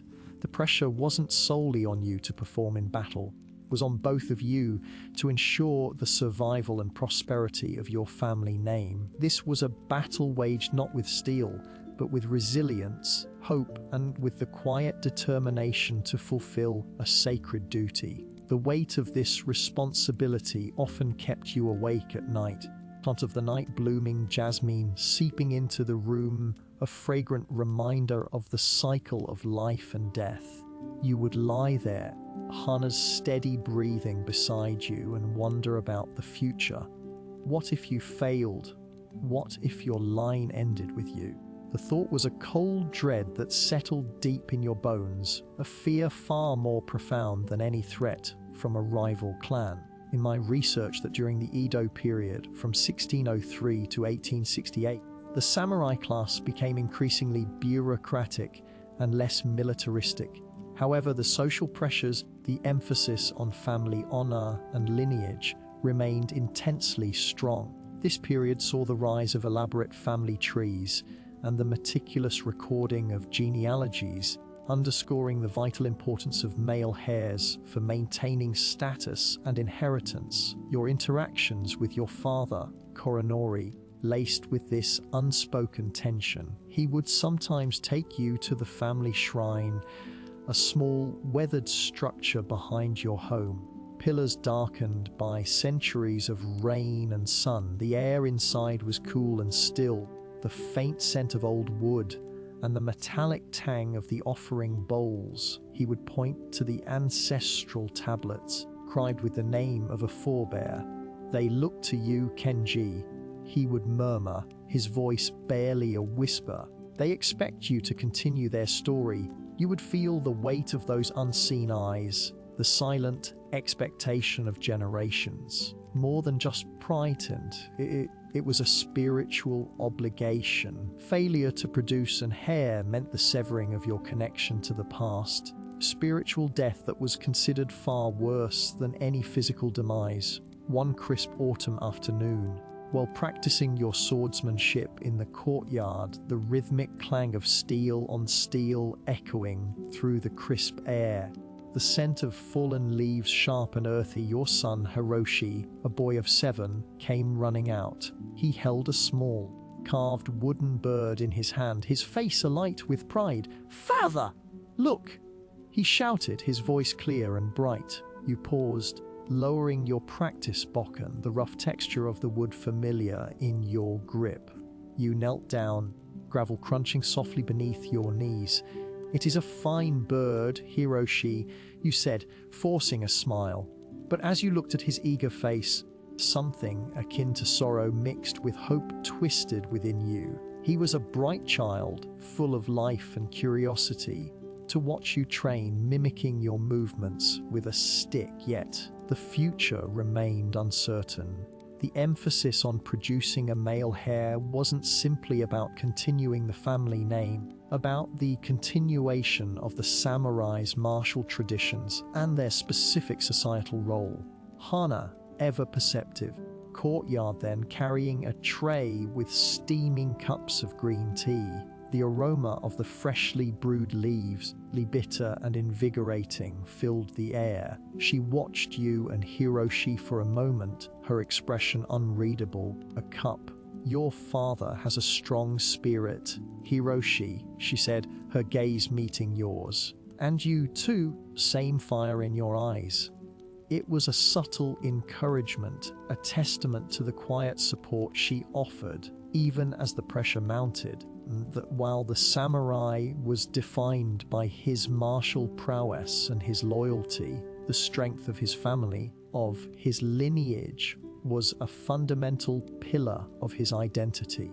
Pressure to produce heirs was not merely a social convention, it was deeply ingrained in the spiritual and familial obligations of the samurai class. This nightly ritual, quiet continuation of life within the protective walls of your dwelling, crucial to the samurai's existence as the sharp edge of his katana. As the evening deepens, the sounds of the day begin to recede. You find yourself contemplating the intricate tapestry of your life, the duty to your lord, discipline of your training, the constant vigilance against external threats. These are the outward manifestations of your samurai identity. All lies this profound internal pressure, the quiet determination to nurture and continue your bloodline. It's a different kind of courage, a sustained resilience that underpins the warrior's life. Tomorrow, we will explore how this pressure, Social customs surrounding marriage and childbirth shaped the lives of samurai women in more detail. Probably heard romanticized tales about this period, but the reality was far more complex. Imagine yourself not as a distant observer, as a samurai named Kenji serving Lord Matsudaira of the Mikawa province. It is the year 1560. The air in the fortified dwelling as a yoshiki is thick with the scent of drying tatami mats and the faint, metallic tang of polished steel. Outside, cicadas sing their relentless summer song, a counterpoint to the hushed urgency that has settled over the household. Standing in the main hall, the polished wooden floor cool beneath your straw sandals, the shoji screens casting soft, diffused light. Accustomed to the weight of your katana, tremble almost imperceptibly. Before you, Lord Matsudaira, stern gaze has always inspired both respect and a healthy dose of fear, speaks in low, measured tones. His voice, resonant boom, is now a whisper, yet its gravity fills the space. You recall the lessons of your youth, the years of rigorous training under your father Hiroshi, a man who believed that a samurai's loyalty was not merely a duty, but the very essence of his being. He had drilled into you the importance of absolute obedience, standing that a samurai's life was forfeit if it meant safeguarding the honor of his lord. This was not a game. This was the bedrock of your existence. The weight of what he is about to ask presses down on you, heavier than any armor. Lord Matsudaira begins, his eyes fixed on a point beyond you, as if seeing a distant battlefield. Received grave intelligence. Oda Nobunaga's forces are advancing. Scouts report their numbers are far greater than anticipated. Our allies in the Emagawa clan have faltered. He pauses, spoken word, betrayed, hanging heavy in the air. You feel a prickle of unease, a cold knot tightening in your stomach. Served Lord Matsudaira faithfully for 15 years. Ever since you were a young man of 17, you have fought by his side, generations on campaign, and witnessed his quiet acts of compassion towards his retainers. Your loyalty is not a question of choice, intrinsic part of your identity, as much as the blood that flows through your veins.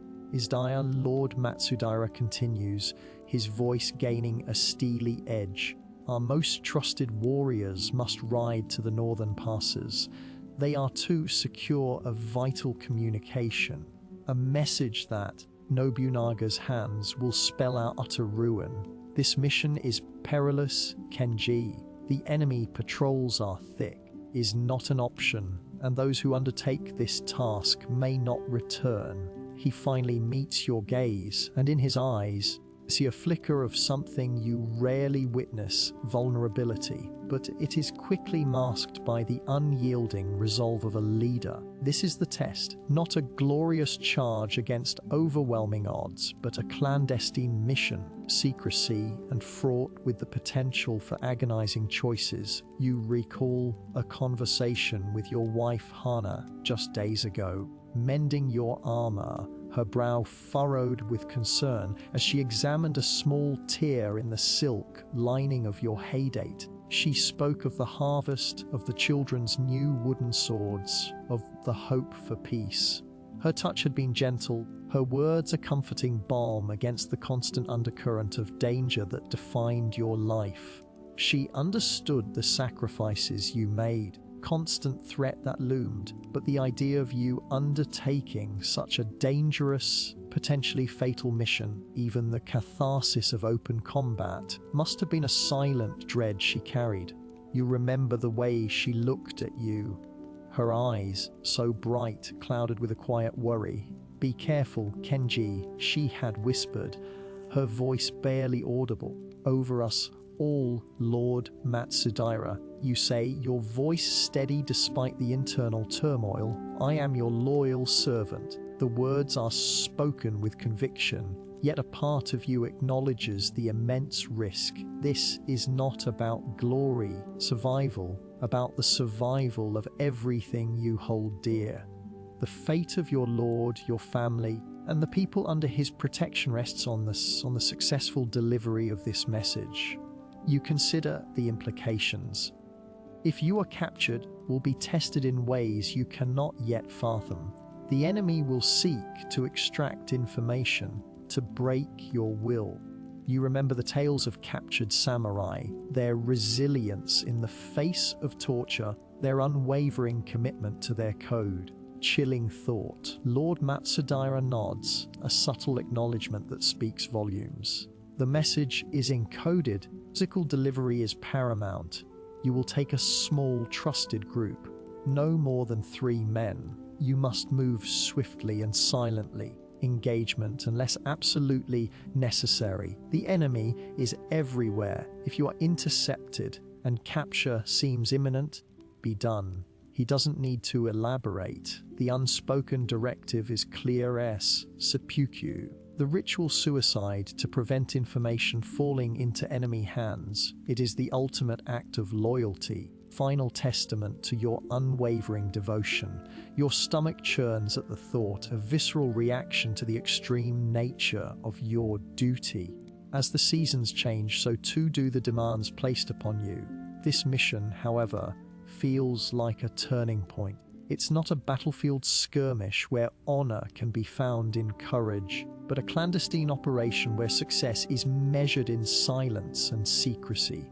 You understand the strategic importance. The information within that message could mean the difference between Lord Matsudaira's continued rule and his complete annihilation, destabilize the entire region. You recall reading ancient texts, philosophical treatises on duty and sacrifice seem abstract compared to the stark reality of your impending task.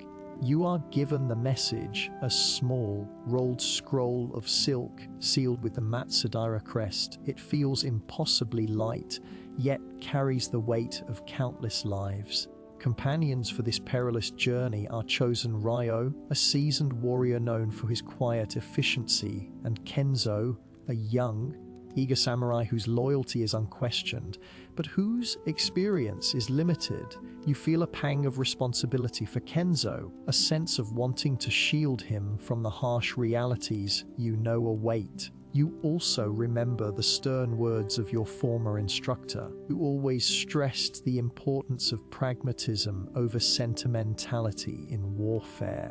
Motion is a luxury a samurai cannot afford on the field or on the path to it, he had often said, his voice like the rasp of steel on stone. You spend the evening preparing. You check your katana, the famed blade forged by Muramasa, honed to a terrifying sharpness. You meticulously arrange your armor, the lacquered plates gleaming faintly in the lamplight, of oiled leather filling your small dwelling. Hannah watches you, her face a mask of quiet stoicism, but her eyes betray her fear. She offers you a small pouch of dried plums and a flask of sake. For the journey, she says, her voice a little strained. You take her hands from her work and hold them for a moment. I will return.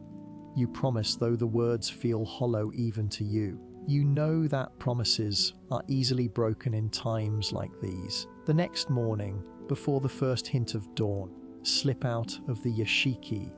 The air is cool and damp, carrying the earthy smell of the surrounding countryside. The moon, sliver in the inky sky, casts long, distorted shadows. You move through the sleeping landscape, a ghost in the pre-dawn gloom. The sounds of the world are muted, the distant hoot of an owl, the rustle of leaves, the soft padding of your own feet, texture of the dirt path beneath your sandals, the cool night air on your skin. Every rustle, every snap of a twig sends a jolt of adrenaline through you. You are acutely aware of the potential for ambush, of the unseen eyes that might be watching. Northern passes by midday. The landscape here is rugged, dotted with sparse pine trees clinging to rocky outcrops. The wind whispers through the ravines, carrying a mournful sound. You can see the glint of sunlight on distant enemy banners. The pervasive threat. Lord Matsudaira's intelligence had been accurate. The enemy is indeed present, subtle but constant. You communicate with Ryo and Kenzo through a series of hand signals, honed through years of shared experience. Suddenly, a glint of metal catches your eye. A patrol. 3 riders, armor dark against the scrubby landscape, are approaching your position with a practiced ease that suggests they are not merely scouting, but actively hunting. Your heart pounds against your ribs. The moment of truth, you signal to Ryo and Kenzo a silent command to prepare for evasion. The tension in Kenzo's posture, his hand gripping the hilt of his wakizashi, you dive behind a cluster of boulders, stones scraping against your clothing. The riders draw closer, their voices, though distant, carrying on the wind. Smell the sweat of their horses, the faint scent of their oiled leather. You hear the jingle of their armor, the creak of their saddles. You press yourself against the rock, trying to make yourself as small as possible, hidden within your robes. They are too close. Ryo whispers, his voice a low rasp. Outrun them on this terrain, and if they spot us, they will raise the alarm. Kenzo, his face pale but determined, nods. One must fight. You consider your options. A direct confrontation would be suicidal, and the message would likely be lost or captured, and risk being overtaken. The consequences are even more dire. You remember your father's words. Duty is to his lord above all else, even above his own life. This is the ultimate test of that principle. You look at Kenzo, so full of life, and then at Ryo, whose years of service have etched lines of experience onto his face, responsible for their lives as well as the success of the mission. You make a decision, a desperate gamble. Ryo, you whisper, and circle around to the east. Use the ravine for cover. Kenzo and I will draw them away. Ryo hesitates. No buts. You say firmly, this is the only way. Go, Ryo! Understanding the gravity of your command, Arden melts into the shadows, moving with surprising speed. You turn to Kenzo. Remember your training. Fight with honor. Survive. If I fall, you must continue. Kenzo's eyes meet yours, a mixture of fear and fierce loyalty. He nods, his hand tightening on his sword. You draw your katana, the familiar weight a strange comfort. As the riders crest the ridge, Kenzo emerge from behind the boulders, drawing their attention. The wind whips around you, the scent of dust, and the metallic tang of fear. The fate of Lord Matsudaira, and perhaps much more, rests on this moment. Ability to embody the unyielding spirit of the samurai, even when faced with the stark reality of no mercy and no mistakes. What being a samurai was truly like. The next segment will explore the immediate aftermath of this confrontation, choices that follow. Every historian has that one period that captures their imagination completely. This is mine.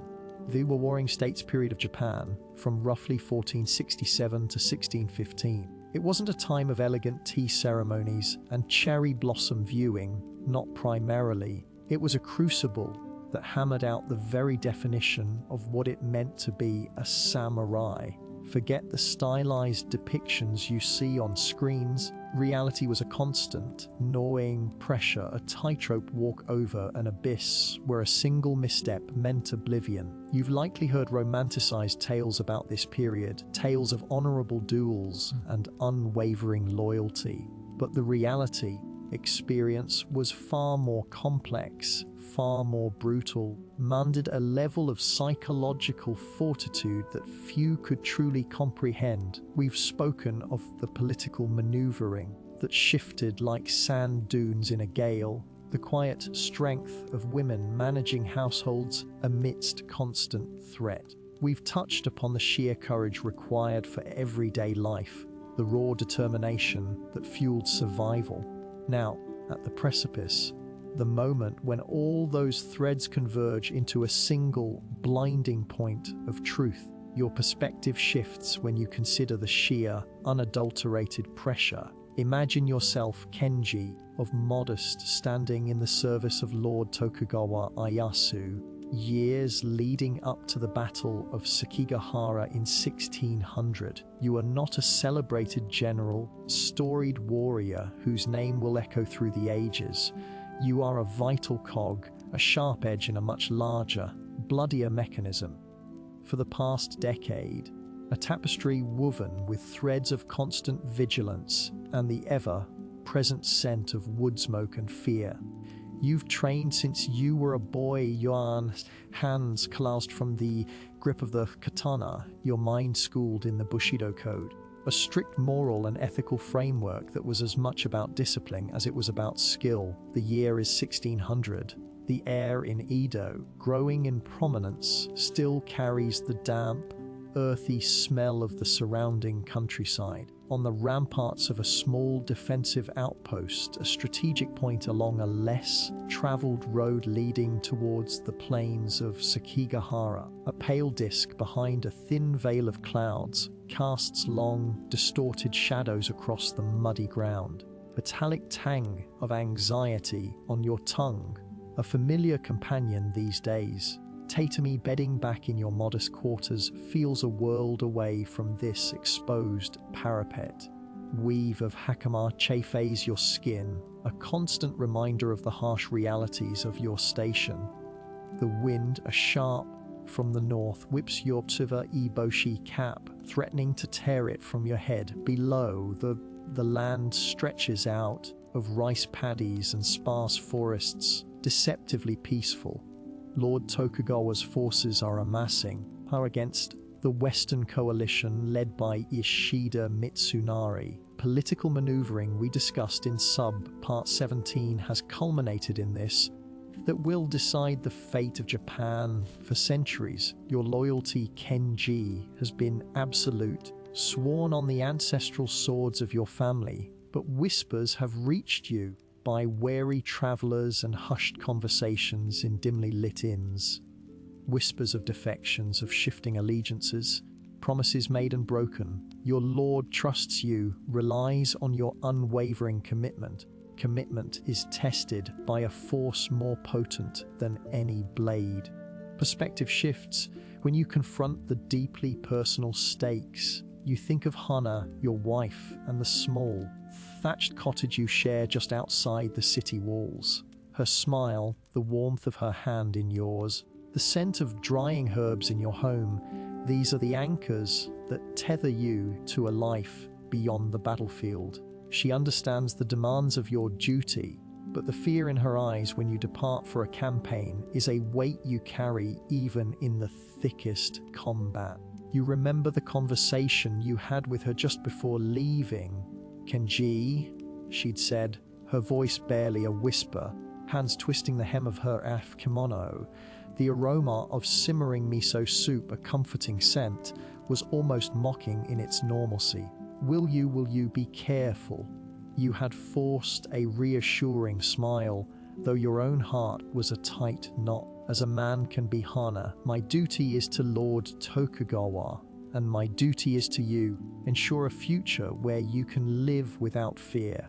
You reached out, your rough fingers brushing her cheek, skin like soft silk against your calloused skin. I will return. It was a promise to the gods, as much as a reassurance to her. Now, standing on this cold stone, memory of her touch feels both distant and intensely present. The sound of distant horses' hooves, a faint drumming on the earth. Jaw muscles tense. You check the sabe of your wakizashi, the shorter sword, a familiar, reassuring weight against your hip. Polished steel gleams dully in the weak light. You can almost feel the phantom weight of your kabuto, your helmet, beside you, waiting. Your perspective shifts when you understand the absolute nature of the samurai's oath. Crucial dispatch arrives, carried by a breathless runner, his face streaked with sweat and grime. It's from a trusted informant, potential flanking maneuver by enemy forces, led by a samurai known for his cunning and ruthlessness, a man named Ryo. Ryo was once a comrade of a distant cousin of yours, a man who had fallen from grace and disappeared years ago. It's a desperate plea for reinforcements to a small garrison holding a vital bridge, a bridge that, if lost, a direct path to your lord's main encampment. But the orders you carry are clear. Hold this outpost. Here is deemed essential for monitoring enemy movements along this particular route. Reinforcing the bridge would mean leaving this position vulnerable, a gamble that could expose a different flank.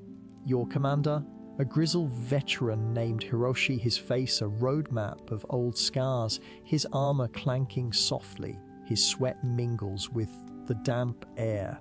Kenji, he says, his voice a low rumble. The runner. User, you hand him the dispatch, your own hands steady, though your mind races.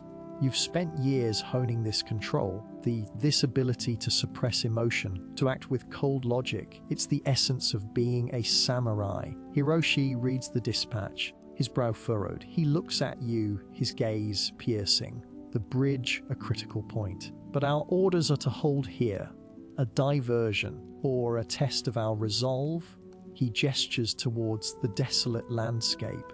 If we leave this post, do we have that they won't simply bypass us, leaving us isolated and useless? This is the impossible choice. Your mind, trained for years in strategy and tactical assessment, sees the immediate danger at the bridge. You can picture the chaos, the struggle, the likely slaughter if reinforcements do not arrive. You can almost hear the clash of steel, cries of the wounded. You also see the strategic imperative of your current position. Abandoning it could invite a more devastating attack elsewhere. Perspective shifts when you realize that mercy and mistakes are luxuries you cannot afford. You remember the stories you were told as a child, tales of samurai who failed their lords, who were forced to commit a seppuku, ritual suicide, to restore their honor. The shame of such failure would not only fall upon you but also upon your family, upon Hana, a stain that could never be washed away. You look at Hiroshi, your mind a whirlwind of calculations, at the bridge against the potential catastrophic loss. If your current position is compromised, damp earth seems to intensify, pressing in on you. You can feel the rough texture of the stone beneath your worn boots. You begin, your voice steady, though you feel a tremor deep within. The intelligence suggests Ryo himself leads the assault on the bridge. His reputation precedes him. If he takes that bridge, to Lord Tokugawa's main force is wide open. The risk of leaving this post while present to the certainty of disaster. If that bridge falls, Hiroshi meets your gaze, something unreadable in his eyes, respect, perhaps, or a grim understanding. And you are willing to take that gamble. Catches. This is it, the moment of truth. You think of Hana, her face etched with worry. You think of your ancestors passed down to you. You think of your lord, his trust placed in your hands. There is no room for error, for sentimentality. There is only duty. I am, you reply, the word feeling heavy and final. Hear the distant clash of steel, a phantom echo of the battle to come. With a chilling certainty, whatever decision you make, it will be etched into the fabric of your existence and potentially the existence of those you love. Needles from the nearby forest, usually a calming aroma, now seems to carry a foreboding chill. This is what it truly meant, not the romanticized duels, but the agonizing decisions made under the crushing weight of consequence. You will lead a small contingent to the bridge, leaving a skeleton crew to maintain this outpost. It's a desperate gamble from direct orders, but one you believe is necessary, thick with the unspoken understanding that failure here will mean not just your death, but a profound disgrace. History and the future rests on your shoulders. You can almost feel the cold, your katana against your palm, a silent promise of the path you must now tread.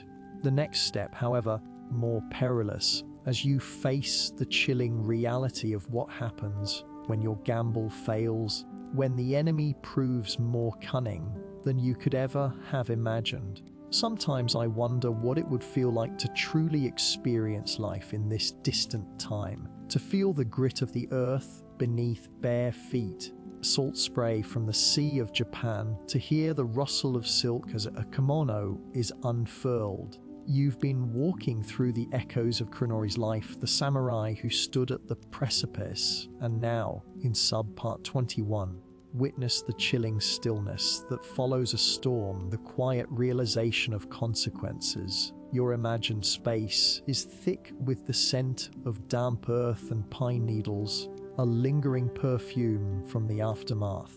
Feel the rough weave of your own simple cotton garments, a stark contrast to the imagined silks of the court. Early autumn morning seeps into your bones, a palpable sensation that mirrors the cold dread settling in your gut. You are no longer just an observer, you are breathing the same air, gnawing emptiness that must have permeated Kuronori's world after his decisive, brutal act. His choice presses down a silent, heavy shroud. You can almost hear the distant, mournful cry of a crane, a sound that feels both natural and deeply symbolic of loss. The world around you evolves. The immediate energy of the confrontation has dissipated, leaving behind a profound and unsettling quiet. Griner, the Chronori stands on the blood-soaked ground, the crimson stain on his hakama, a stark testament to the finality of his actions. The scent of iron, metallic and sharp, assaults your nostrils, mingled with the acrid smell of burnt wood from the skirmish. Fallen figures, his former comrades, their faces frozen in expressions of disbelief or pain. There is no triumph, catharsis, only the raw, unvarnished truth of what it means to uphold the code without mercy, without mistake. The sun, struggling to pierce the morning mist, casts long, distorted shadows that seem to writhe like spectres. Texture of the wooden hilt of his katana still slick with the blood of his enemies, a visceral connection to the deed. Ragged, each inhalation a painful reminder of the lives extinguished. Kuronori's Lord Saito, approaches, his expression unreadable. The crunch of his armored tabi on the damp earth is the only sound breaking the oppressive silence. Lord Sato's voice is a low rumble, devoid of emotion. You have proven your loyalty, he gestures to the fallen warriors. These men were compromised. Their loyalty wavered, as a samurai must. You can almost taste the bitterness in the air, tang of fear and the coppery scent of fresh blood. Kuronori inclines his head, the movement stiff, his gaze fixed on the ground. Speak. What words could possibly encapsulate the chasm that has opened within him? Wool of his undergarment against his skin, a familiar comfort now tainted by the day's events. Lord Sato continues, carrying the weight of authority. There will be no further discussion. Your actions have secured your position, and more importantly, the integrity of my domain. He turns, his ornate eboshi tilted slightly, revealing a glimpse of his stern profile. We have a long journey to Edo ahead of us. The shogun's court demands our presence. The world around you evolves. As Lord Sato departs, leaving Kuronori alone amidst the grim tableau, the true weight of his decision begins to settle. The initial shock of the act gives way to a profound emptiness. He can feel the cold seeping through his thin armor, manifestation of the chilling isolation that now envelops him. Pine is now tinged with the earthy aroma of disturbed soil, a reminder of the graves that will soon be dug. He looks at his hands, stained with the blood of men he once shared meals with, men whose families he knew. The rough skin of his palms seems alien, foreign. He remembers Hana, her gentle smile, the warmth of her embrace, almost feel the smooth silk of her kimono brushing against his cheek. This act, this brutal efficiency, was for her, for their future. The cost is measured in the silence of these fallen men, in the hollowness within his own chest. The distant murmur of the wind through the trees, a mournful sigh that seems to echo his own inner turmoil. He reaches for his water skin, the rough leather cool against his lips, the water tasting flat, lifeless. A young Ashigaru, 16, approaches tentatively, his face pale. He carries a small wooden bucket and a rag. "My lord," he stammers, his voice trembling slightly. "Lord Sato has ordered me, too, to attend to the remains." The boy's eyes dart from Kuronori to the fallen men. Filled with a mixture of fear and morbid curiosity, you can feel the rough weave of the boy's simple cotton tunic. The sweat beading on his brow. Kuronori can smell the faint scent of wood smoke clinging to the boy's clothes, smell of domesticity that feels impossibly distant from this scene of death. "See that it is done properly." Kuronori's voice is rough, strained. He avoids looking directly at the boy, his gaze fixed on a distant point on the horizon. The sharp metallic tang of adrenaline receding, leaving behind a profound wariness. The boy nods, his movements jerky, begins his grim task. Thud of the rag against the ground, a stark counterpoint to the clang of steel that had filled the air moments before. The world around you evolves. Kuronori turns away from the scene, the weight of his duty a physical burden. He walks towards his horse, the familiar scent of horse sweat and leather a small anchor in the swirling chaos of his emotions. Rough texture of the reins as he grips them, the sturdy leather a familiar sensation. The sun is now higher in the sky, warming his face, but the chill remains deep within. He can hear the distant chatter of birds that feels jarringly out of place. He mounts his horse, the animal's familiar warmth a small comfort. As he rides away, the image of Hana's face flashes in his mind, a beacon of love and innocence in a world that demands such brutal clarity. He can feel the rhythmic sway of his horse beneath him, that should be soothing but only serves to highlight the jarring reality of his existence.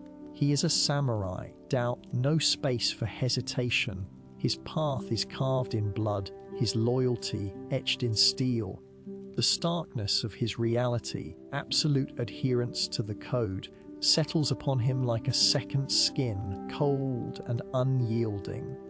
The journey ahead to Edo, Shogun's court, promises further trials, further tests of his resolve. The echoes of this day, however, ever resonate in the quiet spaces of his soul, a constant reminder of what it truly means to be a samurai, where mistakes are not an option and mercy is a luxury rarely afforded. You can feel the phantom H in your own hands, weight of a katana, the lingering scent of iron. The lesson is clear, etched in the very fabric of this time.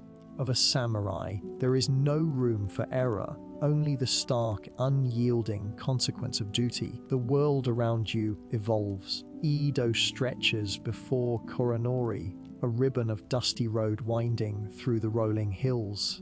The scent of the earth, dry and parched under the late summer sun, fills the air, a stark contrast to the dampness of the morning.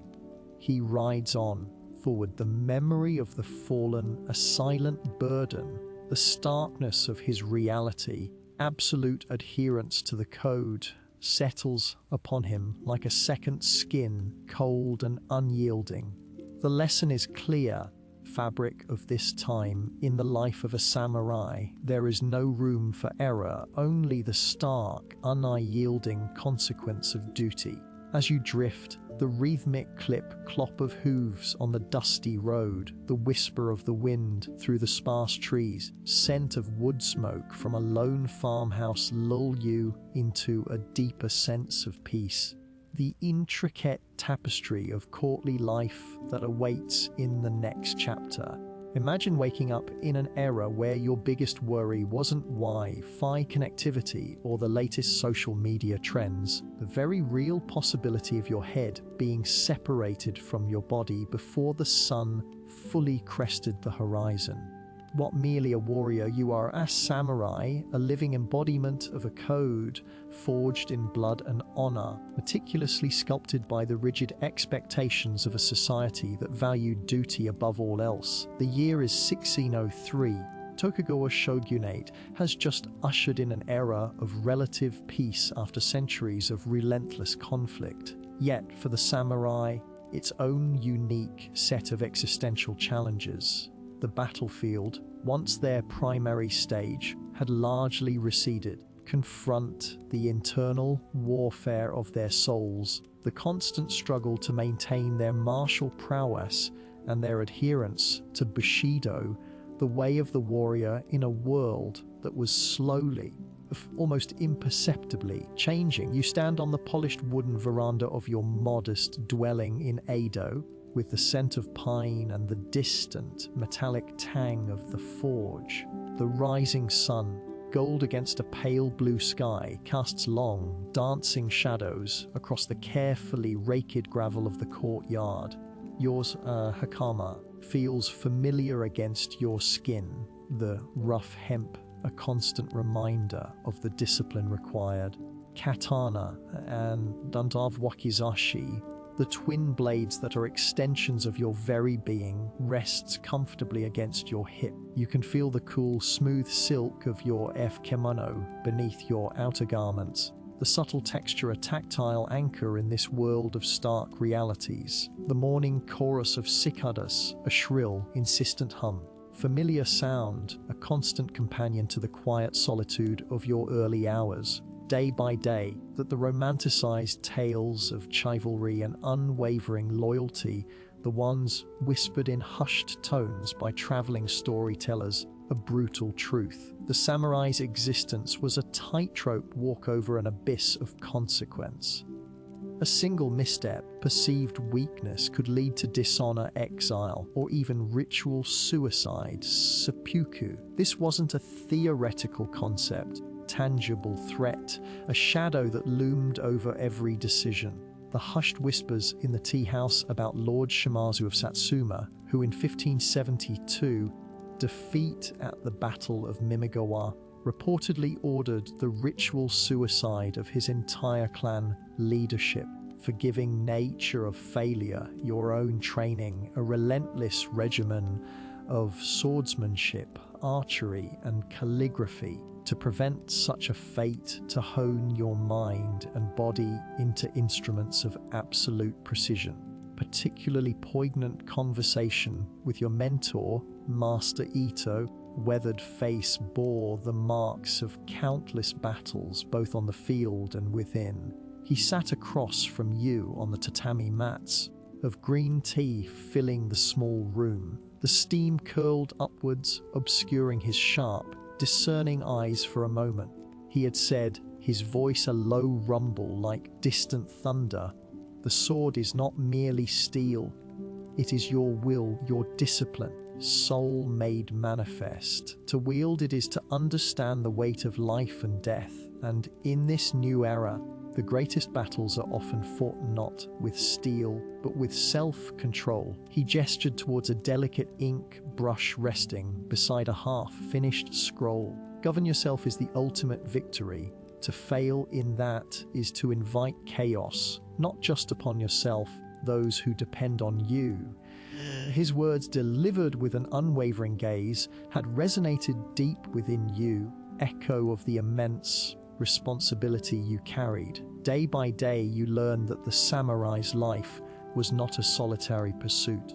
While the image of the lone warrior is powerful, the reality involved intricate social structures and personal relationships that were equally demanding. You recall an afternoon spent with Kenji, a fellow samurai, discussing the complexities of court politics. We were in a small garden with the sweet perfume of cherry blossoms, the gentle rustling of leaves overhead, the distant sound of a koto being played created a serene backdrop for our intense conversation.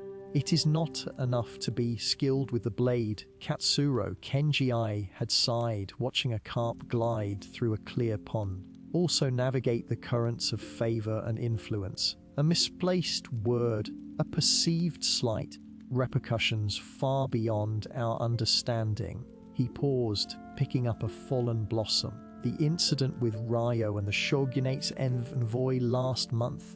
His perceived disrespect, though unintentional, has cost him dearly. Reassigned to a remote province far from the centers of power.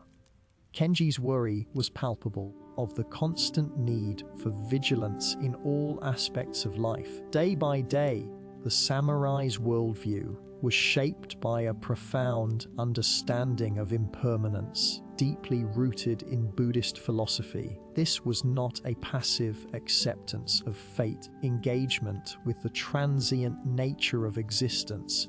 You remember sitting with Hana, a scholar and poet, during a quiet evening, sparsely decorated room illuminated by the soft glow of a single oil lamp. The scent of aged paper and incense hung in the air. She was showing you a passage from a sutra. The Buddha taught us, she explained softly, her voice like the gentle chime of a distant bell, that all things are in flux. Fleeting leads to suffering. For us, this means understanding that even our position, our honor, our very lives, temporary. This understanding, however, does not lead to despair, but to a heightened appreciation for the present moment. Her words, combined with the rhythmic ticking of a water clock in the corner, created a meditative atmosphere to act with clarity and purpose, the fear of what we might lose. I discovered in the archives that this philosophy was not just an abstract concept, but actively influenced samurai decision-making, sense of detachment that allowed them to face death with equanimity. Day by day, the samurai's identity was intrinsically linked to their lord, their daimyo. Loyalty was not merely a virtue, a bedrock of their existence. Betrayal was an unthinkable sin, a stain that could never be washed away. Solemn ceremony where you pledged your fealty to Lord Matsudaira. The great hall was thick with the scent of polished wood and the faint, acrid smell of burning incense. The low murmur of voices, of silk, the clink of armor, all contributed to the overwhelming sense of gravitas. Your own heart pounded in your chest as you knelt before him, the rough weave of the tatami beneath your knees. His gaze, unwavering, seemed to pierce through you. Katsuro, he had said, his voice resonating with authority. You are now bound to me, not just by duty, but by spirit. Your life is mine to command, and your honor is my honor. The weight of those words settled upon you, a profound and inescapable truth. Day by day, the samurai's path was one of constant self-improvement, a relentless pursuit of perfection, applied not only to their martial skills, but to their character as well. They were expected to cultivate virtues such as courage, respect, honesty, and self-control. You remember practicing Kyudo, the art of Japanese archery, with Hiroshi, an outdoor range, the sharp scent of freshly cut bamboo in the air, the crisp snap of the bowstring. whirring of the arrow through the air, and the satisfying thud as it struck the target. These were the sounds of your dedication. A master archer offered quiet guidance. Focus not just on hitting the bullseye, Katsuro, he advised, misting in the cool air. Focus on the breath, on the posture, on the intention, merely the outward expression of your inner state. His words echoed the broader samurai ideal. From within, from the cultivation of a disciplined mind and a virtuous spirit. This pursuit of perfection, various historical texts, was a lifelong endeavor, a continuous refinement of both the body and the soul, day by day, that the samurai were not simply soldiers, but also administrators, scholars, and diplomats. While the romantic image often focuses on the battlefield, a significant portion of a samurai's life was dedicated to governing their domain, managing resources, and upholding justice. You recall a council meeting with Lord Matsudaira discussing agricultural reforms and tax collection. Room was adorned with intricate scrolls depicting historical battles and serene landscapes. From the polished wooden table mingled with the faint, earthy aroma of the rice paper used for documents. Discussions, the careful consideration of each proposal, demonstrated a different facet of the samurai's role, required intellect and strategic thinking as much as martial prowess. This was a far cry from the simplistic portrayal of a mere sword-wielding brute. Day by day, the samurai's existence was a delicate balance between the demands of their lord and the expectations of their family. Came first, personal relationships played a crucial role in their lives. You remember a quiet evening spent with your wife after a long day of training. We sat by the hearth, the crackling fire casting flickering shadows on the walls. Of grilled fish and simmering miso soup filled the air. She spoke of her day, of the children's progress in their studies, and reassuring. Your dedication to your lord is admirable, Katsuro, she said, her hand gently resting on yours, of the rough texture of your calloused skin a familiar comfort. But do not forget the warmth of this home that sustains you. Her words were a reminder that even in a life dictated by honor and duty, space for personal connection, for the quiet moments that made the arduous path bearable. Day by day, the samurai's commitment to Bushido was not a rigid, unyielding dogma, but a living philosophy that evolved over time. While the core tenets remained constant, the interpretation and application of these principles varied depending on the era and the individual. You recall reading a poignant account of a samurai during the Sengoku period choose between loyalty to his fallen lord and the survival of his family. His internal struggle, documented in his personal writings, revealed the profound moral dilemmas that the samurai faced. Bushido was not a simple set of rules, a moral compass that guided them through treacherous ethical landscapes. This nuanced understanding of the Bushido in the dusty archives of a former samurai residence was crucial to grasping the true essence of their existence. Day by day, that the samurai's life was a constant negotiation with mortality. Death was not an enemy to be feared, biblical companion to be understood and accepted. This acceptance, born from rigorous training and philosophical contemplation, a profound sense of purpose and urgency. You remember a quiet moment of reflection as you cleaned your swords, cool steel a familiar weight in your hands, the scent of the choji oil used to preserve the blades filled the air, own reflection in the polished surface, a fleeting image in the depths of the steel. It was a reminder of your own impermanence, a quiet acknowledgement of the path you walked. This understanding wasn't morbid, It was liberating, allowing you to embrace each day with a clarity that modern life often obscures.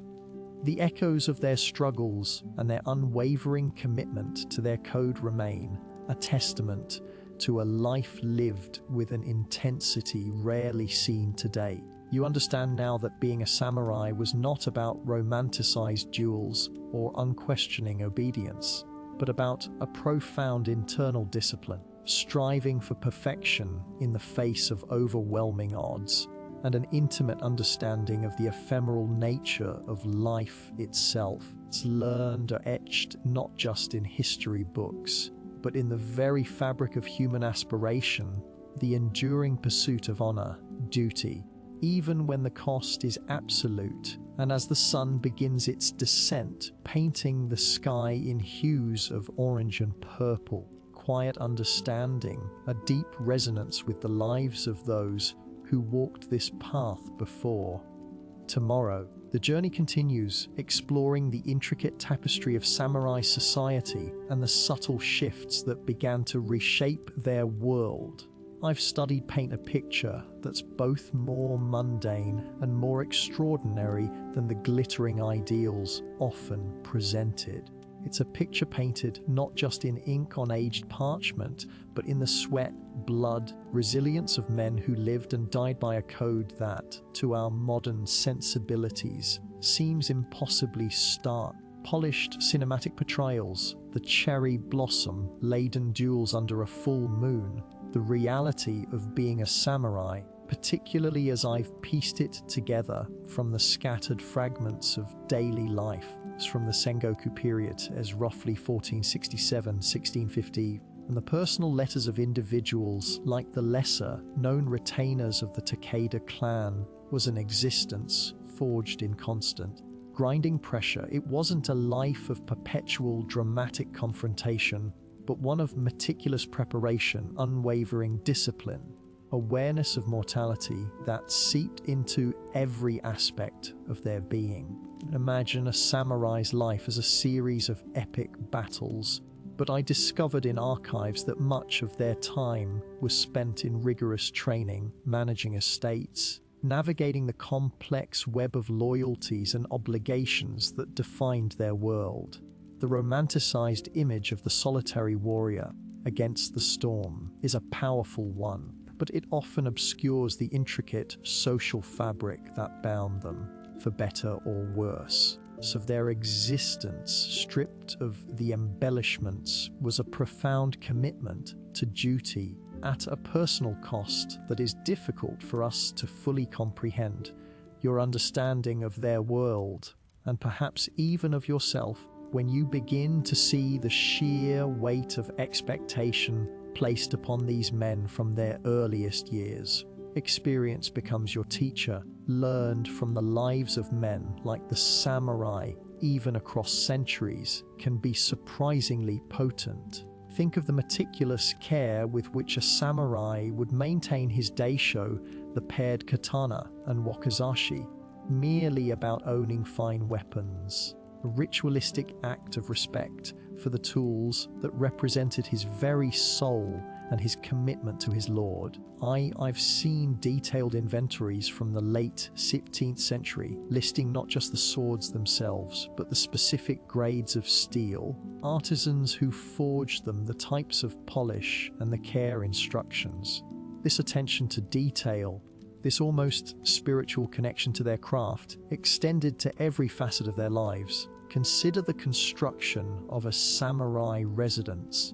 Estate outside of Kyoto around 1580. It wasn't just a dwelling, it was a defensive structure, a symbol of status, a meticulously organized space designed for both martial readiness and refined living.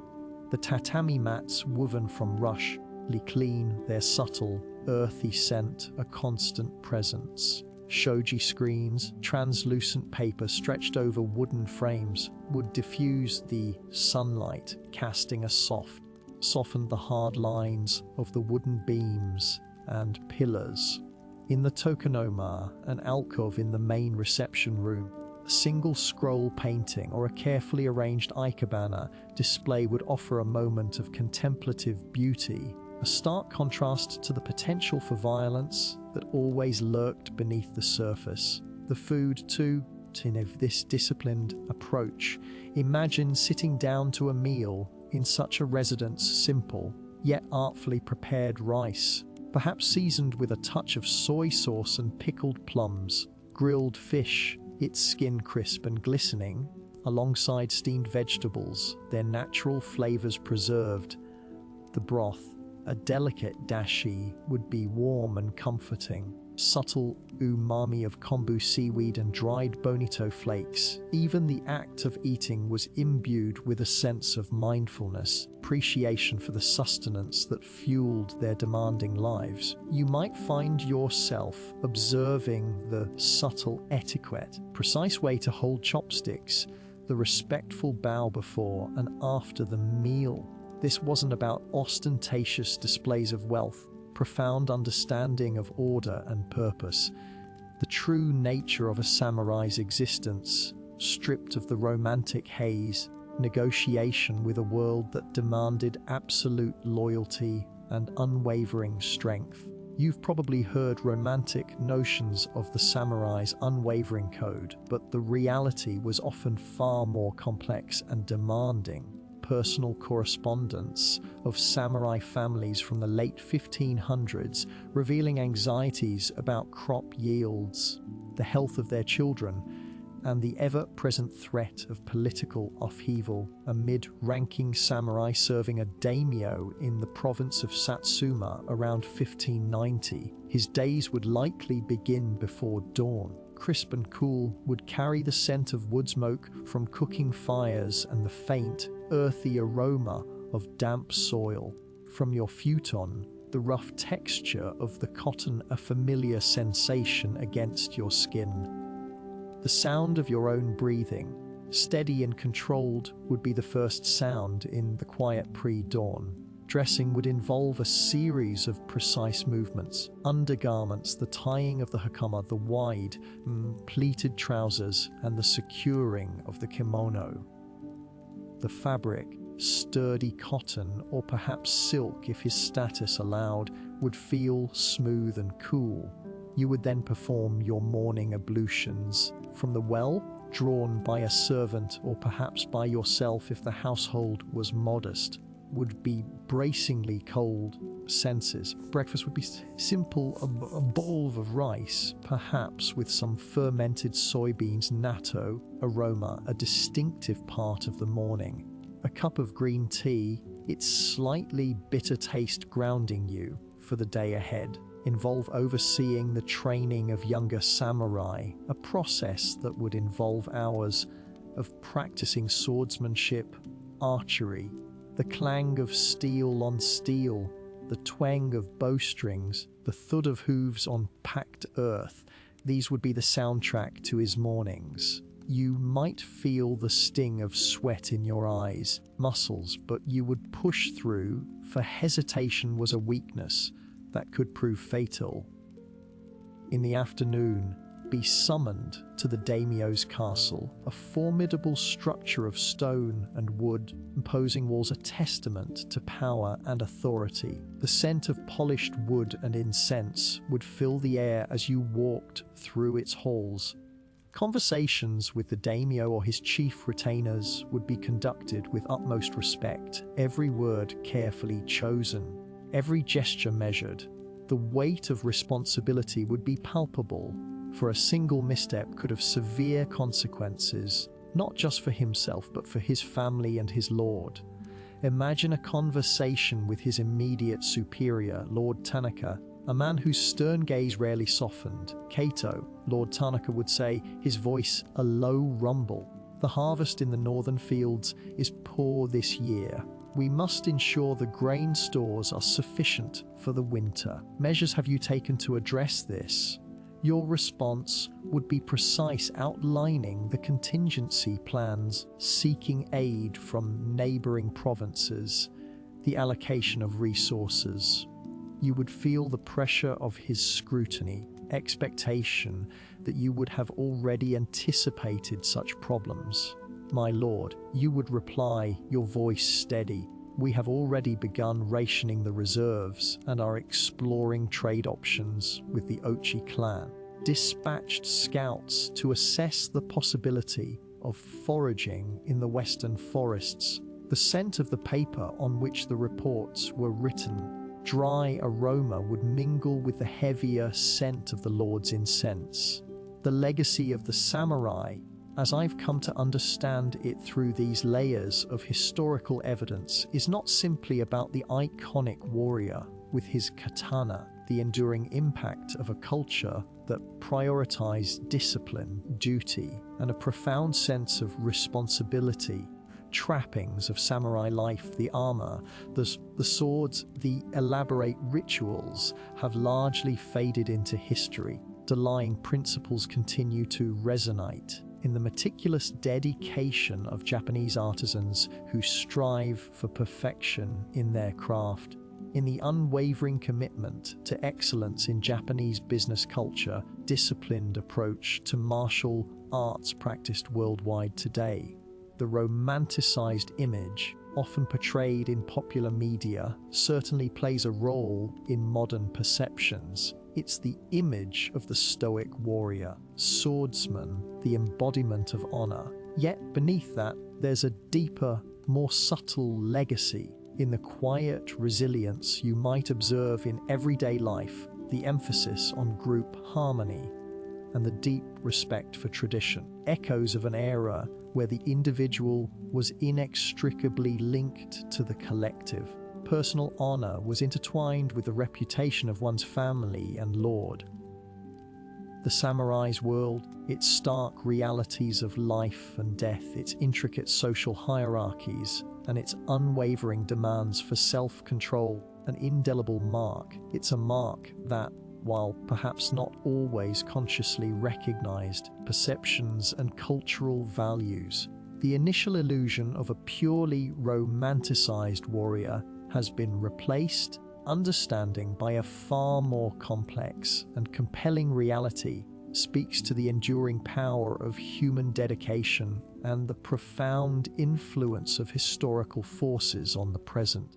On these details, you might begin to see how the seeds of these ancient ideals, sown in the fertile, harsh soil of feudal Japan, continue to bloom in unexpected ways in our modern world, testament to the enduring power of what it truly meant to be a samurai. Resources reveal details that will change how you see this entire period. You stand on the precipice of understanding not just the broad strokes of samurai life, but the granular, visceral reality that shaped their existence.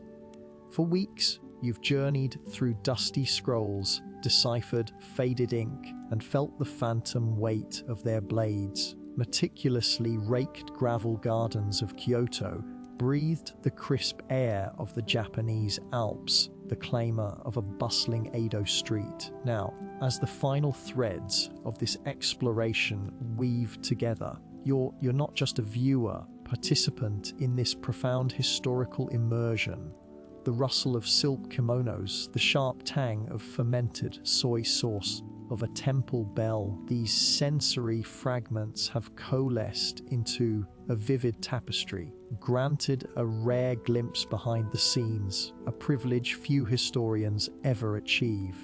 This isn't about romanticized notions, unvarnished truth, the relentless discipline, the unwavering commitment that defined what it truly meant to be a samurai. Century settles upon you, a comforting yet potent presence. Days, as the final pieces of the puzzle fall into place, you recall the chilling account of Koronori, samurai serving the Mori clan in the late 16th century, whose diary entries unearthed from a forgotten Edo period archive, not of glory, but of the gnawing hunger and the bone-chilling cold that accompanied a prolonged siege. The meticulous sharpening of his katana, the Osni Honto, not with pride, but with a grim necessity, each stroke a silent prayer against the encroaching despair. He described the taste of rice gruel, thin and watery, sustenance for days, the rough texture of his hakama against his skin. present scent of damp earth and fear clinging to the air within the embattled Shuro castle. You remember reading about his conversation with Ryo, a seasoned warrior whose face was a roadmap of past battles. That told silent stories. Kuronori, Ryo had rasped, his voice rough as worn leather, an extension of your soul. But it is the spirit, the Bushido, that truly guides its edge. Do not let the hunger break your resolve, let it forge it. The cold, a palpable entity, in Kuronori's words, seeped into your bones even as you sat in the warmth of your modern study. You felt the rough weave of his simple as kimono clung to his skin in the humid summer months, or offered scant protection against the biting winter winds. The smell of wood smoke from the brazier, a constant companion, mixed with the metallic tang of sweat and the faint of dried herbs used for medicinal purposes. This was not the life of a distant, untouchable warrior. This was the tangible existence of a man bound by an unyielding code.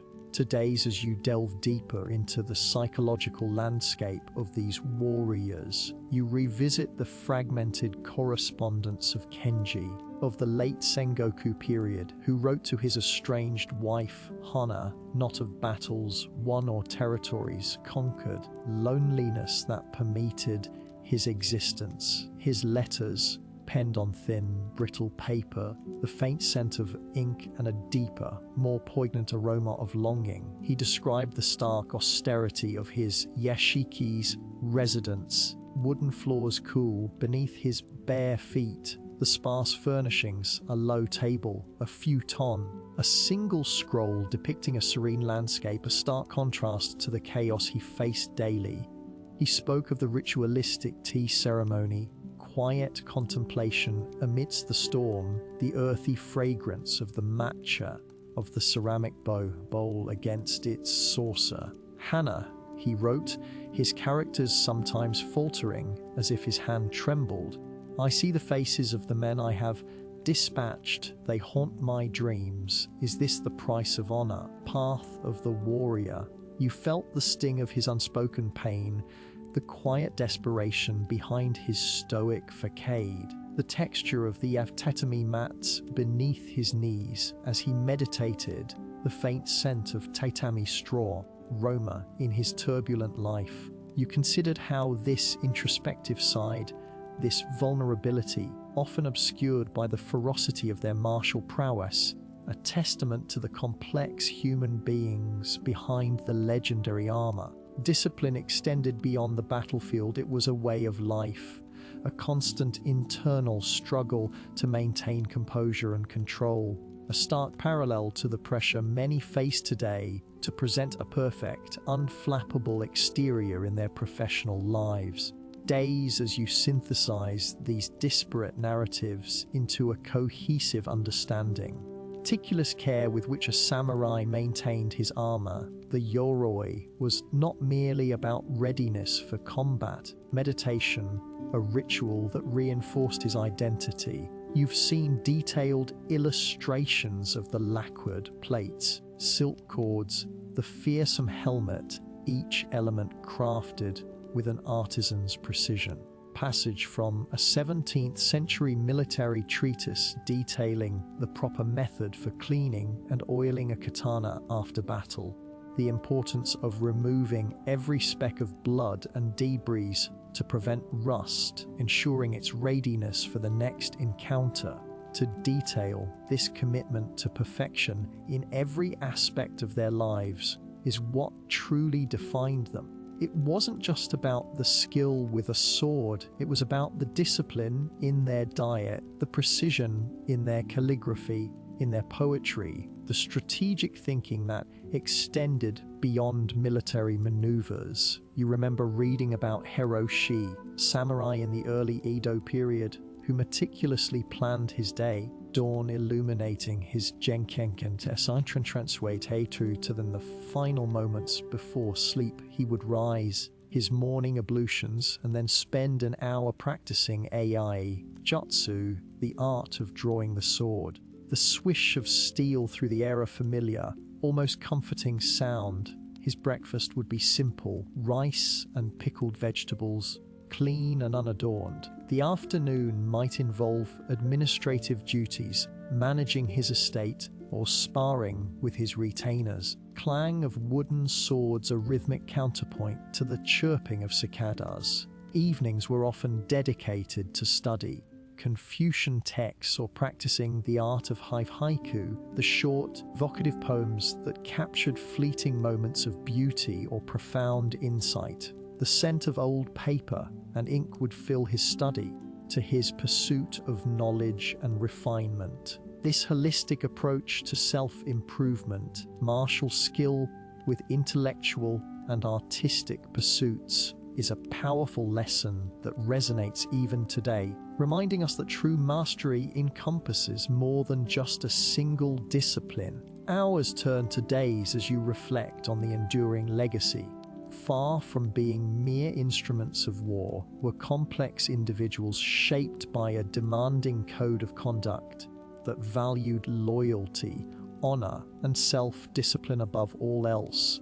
You've seen how their influence permeated Japanese society, shaping its arts, its ethics, and its very identity. Craftsmanship, evident in their swords and armor, can be seen echoed in the precision of modern Japanese engineering. So harmony and respect, central tenets of Bushido, continue to inform social interactions.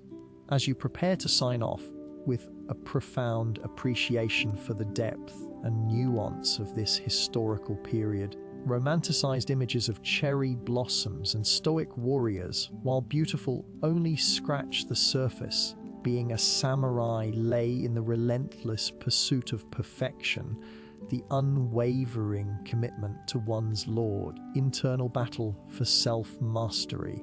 It was a life of no mercy, no mistakes, imbued with a profound sense of purpose and a deep connection to the natural world. As you close these historical texts, a new chapter of understanding opens within you. You are encouraged to seek out these primary sources yourself, history in your own hands, and to discover the stories that lie waiting to be unearthed. Into the past is never truly over. It simply invites you to continue exploring, to keep learning. The echoes of history guide your own path forward.